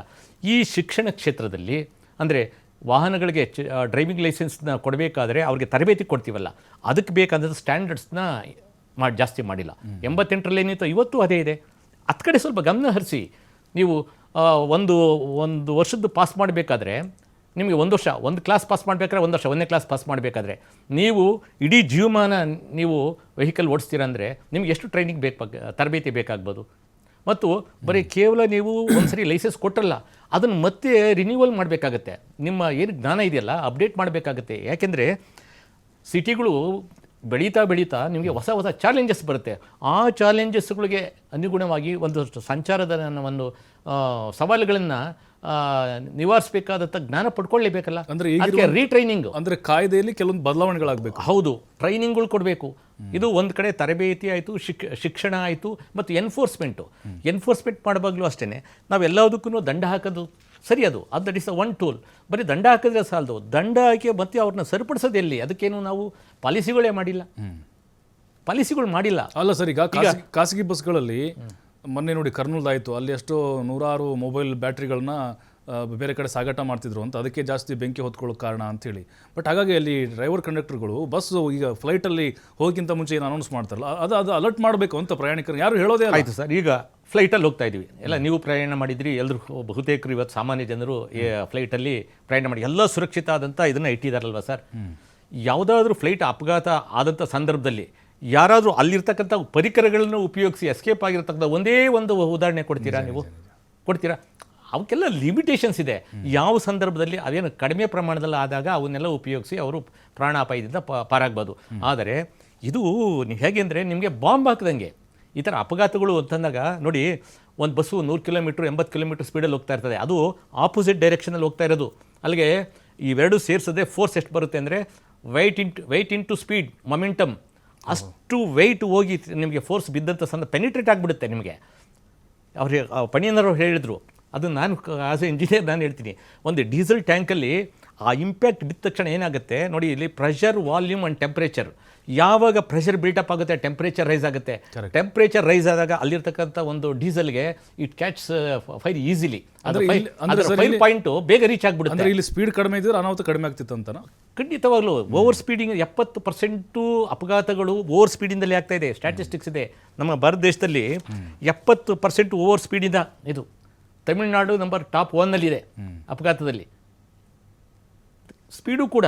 ಅದನ್ನೇ ಈ ಒಂದು ಪರ್ಟಿಕ್ಯುಲರ್ ಒಂದು ಪ್ರಕರಣದಲ್ಲಿ 100ಕ್ಕೆ 100 ಪಾಲು ಆ ಚಾಲಕಂದೇ ಸಮಸ್ಯೆ ಇದೆ. ಆ ಚಾಲಕನ ಒಂದು ಅಜಾಗರೂಕತೆ ಇರ್ಬೋದು, ಅಥವಾ ಅವನು ಏನಾದರೂ ಮಾದಕ ವಸ್ತು ಸೇವಿಸಿರ್ಬೋದು, ಅಥವಾ ಮದ್ಯ ಸೇವನೆ ಮಾಡಿರ್ಬೋದು, ಅಥವಾ ನಿದ್ರೆಗೆ ಹೋಗಿರ್ಬೋದು, ಅಥವಾ ಇನ್ನೇನಾದರೂ ಅವನ ಆರೋಗ್ಯ ಸರಿ ಇಲ್ಲದೆ ಇರ್ಬೋದು, ಗೊತ್ತಿಲ್ಲ. ಅದನ್ನ ತನಿಖೆಯಿಂದ ನೋಡಬೇಕಾಗುತ್ತೆ. ಹೌದು, ಬಟ್ ಇಲ್ಲಿ ಅನುಮಾನ ಅವ್ನ ಟ್ರಾವೆಲ್ ಹಿಸ್ಟ್ರಿ ನೋಡಬೇಕು. ಅದರಲ್ಲಿ ಒಬ್ಬನೇ ಡ್ರೈವರ್ ಇದ್ನ, ಎಷ್ಟು ದೂರ ಅವನು ಟ್ರಾವೆಲ್ ಬಟ್ ಮಾಡಿದ್ದ, ಇಲ್ಲಿ ಅನುಮಾನ ಇದೆ ಸರ್, ಆಗಿತ್ತಾ, ಇಲ್ಲೇನೋ ಗಾಂಜಾ ತೆಗೆದುಕೊಂಡಿರ್ಬೋದು, ಅದೇ ಅಥವಾ ಅದನ್ನ ಮದ್ಯಪಾನ ಮಾಡಿರ್ಬೋದು. ಹೌದು, ಅವನ್ನೆಲ್ಲನೂ ತನಿಖೆಯಿಂದಲೇ ಗೊತ್ತಾಗಬೇಕಾದ್ರೆ ನಾವು ಇಲ್ಲೆಲ್ಲೋ ಕುಳಿತು ಅಲ್ಲಿರ್ತಕ್ಕಂಥ ಒಂದು ಘಟನೆ ಬಗ್ಗೆ ಹೀಗೆ ಅಂತ ಹೇಳಲ್ಲ. ಇವೆಲ್ಲನೂ ಸಾಧ್ಯತೆಗಳು ಹೌದು ಇರುತ್ತೆ. ಈಗ ಶಿಕ್ಷಣ ಕ್ಷೇತ್ರಕ್ಕೆ ಹೆಚ್ಚಿಗೆ ಒತ್ತು ಕೊಡಬೇಕು. ನೋಡಿ, ನಾವು ಯಾಕೆ ಇಲ್ಲಿವರೆಗೂ ನಾನು 32 ವರ್ಷ ಇಲಾಖೆಗಳಲ್ಲಿ ಸೇವೆ ಮಾಡಿದ್ದೀನಿ. ಸೇವೆ ಮಾಡಿದಾಗ ನಾನು ಬಹುತೇಕ ಹೇಳ್ತಾ ಇದ್ದೀನಿ, ನಮ್ಮ ಶಿಕ್ಷಣ ವ್ಯವಸ್ಥೆಯಲ್ಲೂ ಎಲ್ಲೂ ಕೂಡ ರಸ್ತೆ ಸುರಕ್ಷಿತವಾಗಿ ಕಡ್ಡಾಯವಾದಂಥ ಒಂದು ಪಠ್ಯವನ್ನು ಇಟ್ಟಿಲ್ಲ. ಎಲ್ಲ ಇನ್ಫಾರ್ಮಲ್ಲು ಹೇಳ್ತಾರೆ. ಎಲ್ಲೋ ನಿಂತು ಯಾರು ಹೇಳಿದರೆ ಯಾರೂ ಕೇಳೋದಿಲ್ಲ, ಯಾರು ಕೇಳೋದಿಲ್ಲ. ನೀವು ಶಿಕ್ಷಣದಲ್ಲಿ ಕಡ್ಡಾಯ ಮಾಡಿ. ಇವೆಲ್ಲ ಪರಿಣಾಮ ನಾವು 10 ವರ್ಷದಲ್ಲಿ ಒಂದು ಸ್ವಲ್ಪ ಪ್ರಮಾಣದಲ್ಲಿ ಕಡಿಮೆ ಮಾಡ್ಬೋದು.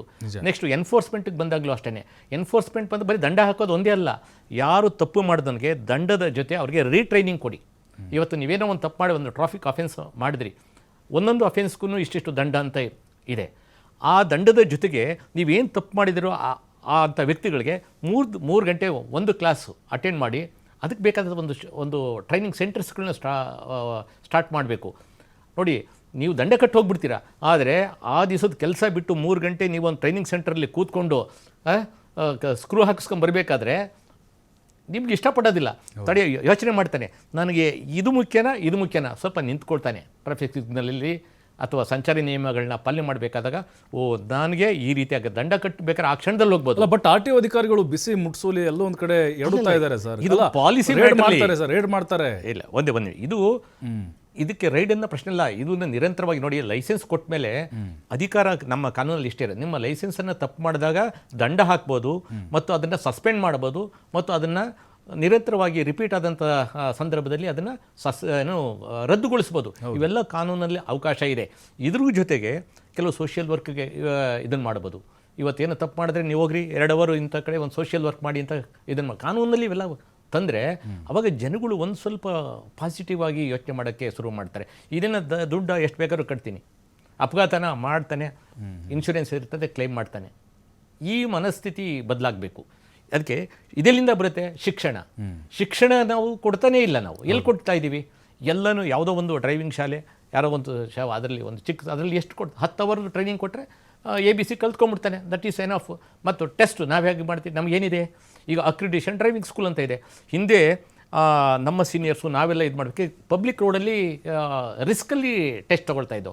ಎಷ್ಟೋ ಸಾರಿ ಟೆಸ್ಟಿಗೆ ಹೋದನು ವಾಪಸ್ ಬಂದೇ ಇಲ್ಲ, ಅಲ್ಲೇ ಔಟ್ ಸತ್ತೋಗಿರ್ತಕ್ಕಂಥ ಒಂದು ಪ್ರಕರಣಗಳಿದ್ದಾವೆ. ಈಗ ಅಕ್ರಿಡಿಷನ್ ಡ್ರೈವಿಂಗ್ ಸ್ಕೂಲ್ ಅಂತ ಕಾನೂನಲ್ಲಿ ಮಾಡಿದ್ದಾರೆ. ಇಲ್ಲಿನವರೆಗೂ ಯಾವುದೂ ನಮ್ಮ ಕರ್ನಾಟಕದಲ್ಲಿ ಅಕ್ರಿಡಿಷನ್ ಡ್ರೈವಿಂಗ್ ಸ್ಕೂಲ್ ಯಾವುದೂ ಕೂಡ ಇಲ್ಲಿನವರೆಗೂ ಓಪನ್ ಆಗಿಲ್ಲ. ನೋಡಿ, ಅದಕ್ಕೆ ಕೊಟ್ಟಿರ್ತಕ್ಕಂಥ ಸ್ಟ್ಯಾಂಡರ್ಡ್ಸ್ ಏನು ಗೊತ್ತಾ? ನಿಮಗೆ 2 ಎಕರೆ ಜಮೀನಿದ್ರೆ 2 ಎಕರೆ ಜಮೀನಲ್ಲಿ ಟ್ರ್ಯಾಕ್ ಮಾಡಿ 5 ಕಿಲೋಮೀಟರ್ ಸ್ಪೀಡಲ್ಲಿ ನಿಮಗೆ ಟೆಸ್ಟ್ ತೊಗೊಂಡು ಪಾಸ್ ಮಾಡಬೇಕು ಅಂತ ಹೇಳ್ತಾರೆ. ಯೋಚನೆ ಮಾಡಿ, ಇವತ್ತು ನಮ್ಮ ದೇಶದಲ್ಲಿ 100 ಕಿಲೋಮೀಟ್ರ್ 150 ಕಿಲೋಮೀಟ್ರಲ್ಲಿ ಓಡಿಸ್ತಕ್ಕಂಥ ವೆಹಿಕಲ್ಲು ರಸ್ತೆ ಇಟ್ಕೊಂಡು ನೀವು ಟೆಸ್ಟ್ನ 5 ಕಿಲೋಮೀಟ್ರ್ನಲ್ಲಿ ನಾವು ಮಾಡಿಬಿಟ್ಟು ನಿಮಗೆ ಲೈಸೆನ್ಸ್ ಕೊಡ್ತೀನಿ ಅಂದರೆ ಇದು ಯಾವ ಪಾಲಿಸಿ? ಇದು ಎಲ್ಲಿದೆ? ನೀವು ಪಾಲಿಸಿ ಬದಲಾವಣೆ ಮಾಡಿ. ನೀವು ಪಾಲಿಸಿನೇ ನಿಮಗೆ ಸರಿಯಾಗಿಲ್ಲ. ಒಂದು ಪಾರ್ಕಿಂಗ್ ಪಾಲಿಸಿ ಇಲ್ಲ. ಇವತ್ತು ಟ್ರಾನ್ಸ್ಪೋರ್ಟ್ ಉದ್ಯಮ ಅಂದರೆ ಬಹಳ ದೊಡ್ಡದು. ಈ ಒಂಥರ ನಮ್ಮೆಲ್ಲರ ಒಂಥರ ನರನಾಡಿಗಳು ಇದ್ದಾಗೆ ಟ್ರಾನ್ಸ್ಪೋರ್ಟ್ ವ್ಯವಸ್ಥೆ. ಇದಕ್ಕೆ ಹೆಚ್ಚಿಗೆ ಒತ್ತು ನಮ್ಮ ಸರ್ಕಾರಗಳು ಕೊಡ್ತಾ ಇಲ್ಲ ಅಂತ ಹೇಳಲ್ಲ, ಆದರೆ ಕೊಡ್ತಾ ಇರ್ತಕ್ಕಂಥದ್ದು ಎಲ್ಲಿಗೆ? ಇದಕ್ಕೆ ಕೊಡ್ತಾ ಇಲ್ಲ. ನಿಜ ಸರ್. ಇನ್ನೊಂದು ಬಸ್ಗಳಲ್ಲಿ ಡ್ರೈವರು ಮತ್ತು ಕಂಡಕ್ಟರ್ ಅಥವಾ ಕ್ಲೀನರು ಅವ್ರ ಪ್ರಾಣ ರಕ್ಷಣೆನ ಜಾಸ್ತಿ ನೋಡ್ಕೊಳ್ತಿದ್ದಾರೆ ಅನ್ಸುತ್ತೆ ಸರ್. ಯಾಕೋ ಅಲ್ಲ, ಅವ್ರು ಏನೋ ಅಪಘಾತ ಆಯಿತು, ಅವು ಕಿಟಕಿಯಿಂದ ಹಾರಿ ಓಡೋಗ್ಬಿಡ್ತಾರೆ, ಅಥವಾ ಅಲ್ಲಿ ಕೆಳಗಡೆ ಕೂರ್ತಾರೆ. ಅಂದರೆ ಅವರು ಸೇಫ್ಟಿ ನೋಡ್ಕೊಳ್ತಾ ಇದ್ದಾರೆ. ಪ್ರಯಾಣಿಕರ ಸೇಫ್ಟಿ ಮುಖ್ಯ ಇಲ್ಲ. ಕರ್ನೂಲ್ ಹಂಗಾಯ್ತು ಸರ್. ಅವರು ಅಲರ್ಟ್ ಆಗಿದ್ದರೆ ಜೀವ ಉಳಿತಾ ಇದ್ವು ಅಲ್ಲಿ.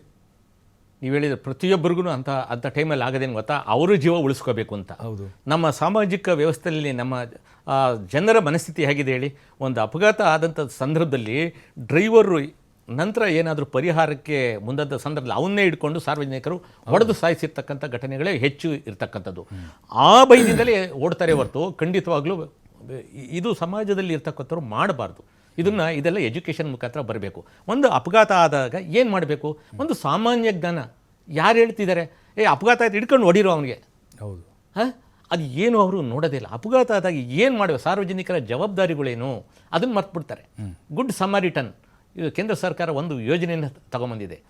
ಒಂದು ಅಪಘಾತ ಆದ ಸಂದರ್ಭದಲ್ಲಿ ಗಾಯಾಳುಗಳನ್ನ ಆಸ್ಪತ್ರೆಗೆ ಸೇರಿಸಿದ್ರೆ ಅವನೊಬ್ಬ ಜೀವರಕ್ಷಕ ಅಂತ ಅಂದ್ಬಿಟ್ಟು ಅವನು ಸರ್ಟಿಫಿಕೇಟ್ ಕೊಟ್ಟು ಅವನಿಗೆ ಕೂಡ ಪ್ರಶಂಸೆ ಮಾಡಿ ಸರ್ಕಾರದ 5,000 ರೂಪಾಯಿ ಬಹುಮಾನ ಕೊಡ್ತಕ್ಕಂಥ ವ್ಯವಸ್ಥೆ ಇದೆ.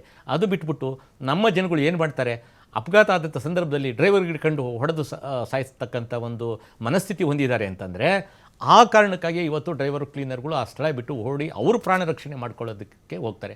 ಇದನ್ನು ಸರಿ ತಪ್ಪು ಅನ್ನೋದನ್ನ ಅವರವರ ವಿವೇಚನೆಗೆ ಬಿಡಬೇಕಾಗುತ್ತೆ. ಹೌದು ಸರ್. ಇನ್ನೊಂದು ನಾನು ನೋಡಿದ ಪ್ರಕಾರ ಅಥವಾ ಕೇಳಿದ ಪ್ರಕಾರ ಖಾಸಗಿ ಬಸ್ಗಳಿಂದ ಗೌರ್ಮೆಂಟ್ ಬಸ್ಗಳೇ ಸೇಫ್ಟಿ ಅಂತೇಳಿ. ಇಲ್ಲ ನೋಡಿ, ಅಪಘಾತ ಅನ್ನೋ ಒಂದು ವಿಚಾರ ಬಂದಾಗ ನಿಮಗೆ ಪ್ರೈವೇಟ್ ವೆಹಿಕಲ್ ಇರ್ಬೋದು, ಗೌರ್ಮೆಂಟ್ ಇರ್ಬೋದು, ಖಾಸಗಿ ಇರ್ಬೋದು, ಖಂಡಿತ ಅದು ಪ್ರಶ್ನೆನೇ ಅಲ್ಲ. ಬಟ್ ಬೆಂಕಿ ದುರಂತ ನೋಡಿದಾಗ ಜಾಸ್ತಿ ಖಾಸಗಿನೇ ಆಗಿರೋದು. ಅಲ್ಲ, ಇವತ್ತು ಹೆಚ್ಚಿಗೆ ವಾಹನಗಳು ಇರೋದೇ ಖಾಸಗಿ. ಈಗ ನೀವು ಇನ್ನೊಂದು ಸರಿ ಹೇಳ್ತೀರಿ BMTC ಬಸ್ಗಳೇ ಬೆಂಗಳೂರಲ್ಲಿ ಹೆಚ್ಚಿಗೆ ಆಕ್ಸಿಡೆಂಟ್ ಆಗ್ತವೆ ಅಂತ ಹೇಳ್ತೀರಿ. ಯಾಕೆಂದರೆ ಬೆಂಗಳೂರಲ್ಲಿ ಇರೋದೇ BMTC ಬಸ್ಸು, ಪ್ರೈವೇಟ್ ಬಸ್ ಯಾವ್ದು ಓಡಿಸೋದಕ್ಕೆ ಅವಕಾಶ ಇಲ್ಲವೇ? ಅಪಘಾತ ಆದರೆ BMTCನೇ ಆಗಬೇಕೇ ಹೊರತು ಖಾಸಗಿ ಬಸ್ನ ಓಡಿಸ್ತಾನೆ ಇಲ್ಲ ಇಲ್ಲಿ, ಅವಕ್ಕೆ ಪರ್ಮಿಟೇ ಇಲ್ಲ ಇಲ್ಲಿ. ಹಾಗಾಗಿ ಅದು ಮ್ಯಾಟ್ರ್ ಅಲ್ಲ ಅದು. Correct sir. ನನ್ನ ಕೊನೆ ಪ್ರಶ್ನೆ, ಈಗ ಸ್ಲೀಪರ್ ಕೋಚ್ ಏನಿದಾವಲ್ಲ ಅದು ಬೇಡ, ಕಂಪ್ಲೀಟಾಗಿ ಕ್ಯಾನ್ಸಲ್ ಮಾಡೋಣ, ಸೆಮಿ ಸ್ಲೀಪರ್ ಮಾಡೋಣ. ಯಾಕಂದರೆ ಮಲಗಿದ್ರೆ ತಾನೇ ನಾವು ಅಪಾಯದಿಂದ ಬಚಾವಾಗಲ್ಲ. ಹಾಗಾದರೆ ಮಲಗೋದೇ ಬೇಡಪ್ಪ ಈ ಥರ. ಇಲ್ಲ, ಅಪಘಾತಗಳು ಸ್ಲೀಪರೇ ಆಗಬೇಕು, ಸೀಟರೇ ಆಗಬೇಕು ಅಂತ ಏನಿಲ್ಲ. ಓಕೆ. ಇವತ್ತು ಫೈರು ಎಲ್ಲ ಕಡೆ ಕಾರ್ಗಳು ಫೈರ್ ಆಗಿ ಸುಟ್ಟೋಗಿದ್ದಾರೆ. ನಿಜ. ಅದಲ್ಲ, ಅದಕ್ಕೆ ನಾವು ಬೇಕಾದಂಥ ಎಚ್ಚರಿಕೆ ಕ್ರಮಗಳು ಏನು ತಗೋಬೇಕು ಅದನ್ನು ತಗೋಬೇಕು. ಈಗ ನೋಡಿ, ಈ ಕೇಸ್ಗಳಲ್ಲಿ ಬಹುತೇಕ ಚಾಲಕನ ನಿರ್ಲಕ್ಷ್ಯ, ಕರೆಕ್ಟ್, ಚಾಲಕನ ತಪ್ಪಿನಿಂದಲೇ ಬಹುತೇಕ ಅಪಘಾತಗಳಾಗಿದ್ದಾವೆ. ಯಾಂತ್ರಿಕ ದೋಷದಿಂದ ಆಗಿರ್ತಕ್ಕಂಥದ್ದು ನನಗೆ ಗೊತ್ತಿದ್ದ ಮಟ್ಟಿಗೆ ಖಂಡಿತವಾಗ್ಲೂ ಇಲ್ಲ. ಒಂದು ಕೇಸಲ್ಲಿ ನಾನೇ ಒಂದು ಪರಿಶೀಲನೆ ಮಾಡಿದ್ದೀನಿ. ಅದರಲ್ಲಿ ಒಂದು ಎಜುಕೇಷನಲ್ ಇನ್ಸ್ಟಿಟ್ಯೂಷನ್ ಬಸ್ಸು, ಇದೇ ನಮ್ಮ ಬೆಂಗಳೂರು ನಗರದಲ್ಲಾಗಿತ್ತು. ಫಸ್ಟ್ ಟೈಮ್ 2016ನೇ ಇಸ್ವಿನಲ್ಲಿ ಏನೋ ನಾನೇ ಪರಿಶೀಲನೆ ಮಾಡಿದ್ದೆ. ಅದು ಏನಾಗಿದೆ, ಈ ನಮ್ಮಲ್ಲಿ ಇಲ್ಲಿ ಮೆಕ್ಯಾನಿಕ್ ರಿಪೇರ್ಸ್ ಅಂತ ಬರ್ತಾರೆ, ನಮ್ಮಲ್ಲಿ ರಿಪೇರ್ಸು ಆಥರೈಸ್ಡ್ ಪರ್ಸನ್ ಕಡೆಯಿಂದ ಆಗೋದಿಲ್ಲ. ಯಾರ್ಯಾರೋ ಲೋಕಲ್ ಮೆಕ್ಯಾನಿಕ್ಗಳು ರಿಪೇರ್ ಮಾಡ್ತಾರೆ, ಅವ್ರಿಗೆ ಸ್ಟ್ಯಾಂಡರ್ಡ್ಸ್ ಗೊತ್ತಿರೋದಿಲ್ಲ. ಯಾವುದೋ ಲೋಕಲ್ ವೈರ್ಸ್ಗಳು ಇದು ಮಾಡ್ತಾರೆ, ಯಾವ ವೈರ್ಗೆ ಯಾವ ಕನೆಕ್ಟ್ ಮಾಡಬೇಕು ಅನ್ನೋದನ್ನ ಗೊತ್ತಿರೋದು. ದಟ್ ಇಸ್ ಎ ಕ್ಲಮ್ಸಿ ವೈರಿಂಗಲ್ಲಿ ಭಾಳಷ್ಟು ಇದಿರ್ತದೆ. ನಿಜ. ಅಲ್ಲಿ ಶಾರ್ಟ್ ಸರ್ಕ್ಯೂಟ್ ಆಗಿ ಫೈರ್ ಆಗ್ತಕ್ಕಂಥ ಒಂದು ಸಾಧ್ಯತೆಗಳು ಇರ್ತವೆ. ಇದನ್ನು ನಮ್ಮ ಮಾಲೀಕರು ಕೂಡ, ವಾಹನ ಮಾಲೀಕರು ಕೂಡ ಎಲ್ಲ ಅಧಿಕೃತ ಡೀಲರ್ಗಳಲ್ಲಿನೇ ಅದನ್ನು ದುರಸ್ತಿ ಮಾಡಿಸ್ಬೇಕು. ಯಾಕೆಂದರೆ ಕಡಿಮೆ ಖರ್ಚಾಗಬೇಕು. ಯಾರೋ ಒಬ್ಬ ಲೋಕಲಾಗಿ ಮೆಕ್ಯಾನಿಕ್ ಮಾಡ್ತಾನೆ, ಅವನೇನು ಮಾಡ್ಕೊಡ್ತಾನೋ ಅದೇ ಸರಿ ಅಂತ ನಾವು ಒಪ್ಕೊಳ್ತೀವಿ, ಅದು ಕೂಡ ತಪ್ಪೇನೆ. ನಿಜಕ್ಕೂ ಸರ್. ರಾಜಣ್ಣ ಸರ್, ಇಲ್ಲಿವರೆಗೂ ನಮಗೆ ನಮ್ಮ ವೀಕ್ಷಕರಿಗೆ ಉತ್ತಮವಾದಂಥ ಮಾಹಿತಿ ಕೊಟ್ರಿ. ಧನ್ಯವಾದ ಸರ್. ನಮಸ್ತೆ, ಥ್ಯಾಂಕ್ ಯು. ಎಸ್, ನೋಡಿದ್ರಲ್ಲ ವೀಕ್ಷಕರೇ, ಈಗ ಆಗಿರುವಂಥ ದುರಂತ ನಿಜಕ್ಕೂ ಯಾರೂ ಮರೆಯೋದಕ್ಕೆ ಸಾಧ್ಯನೇ ಇಲ್ಲ.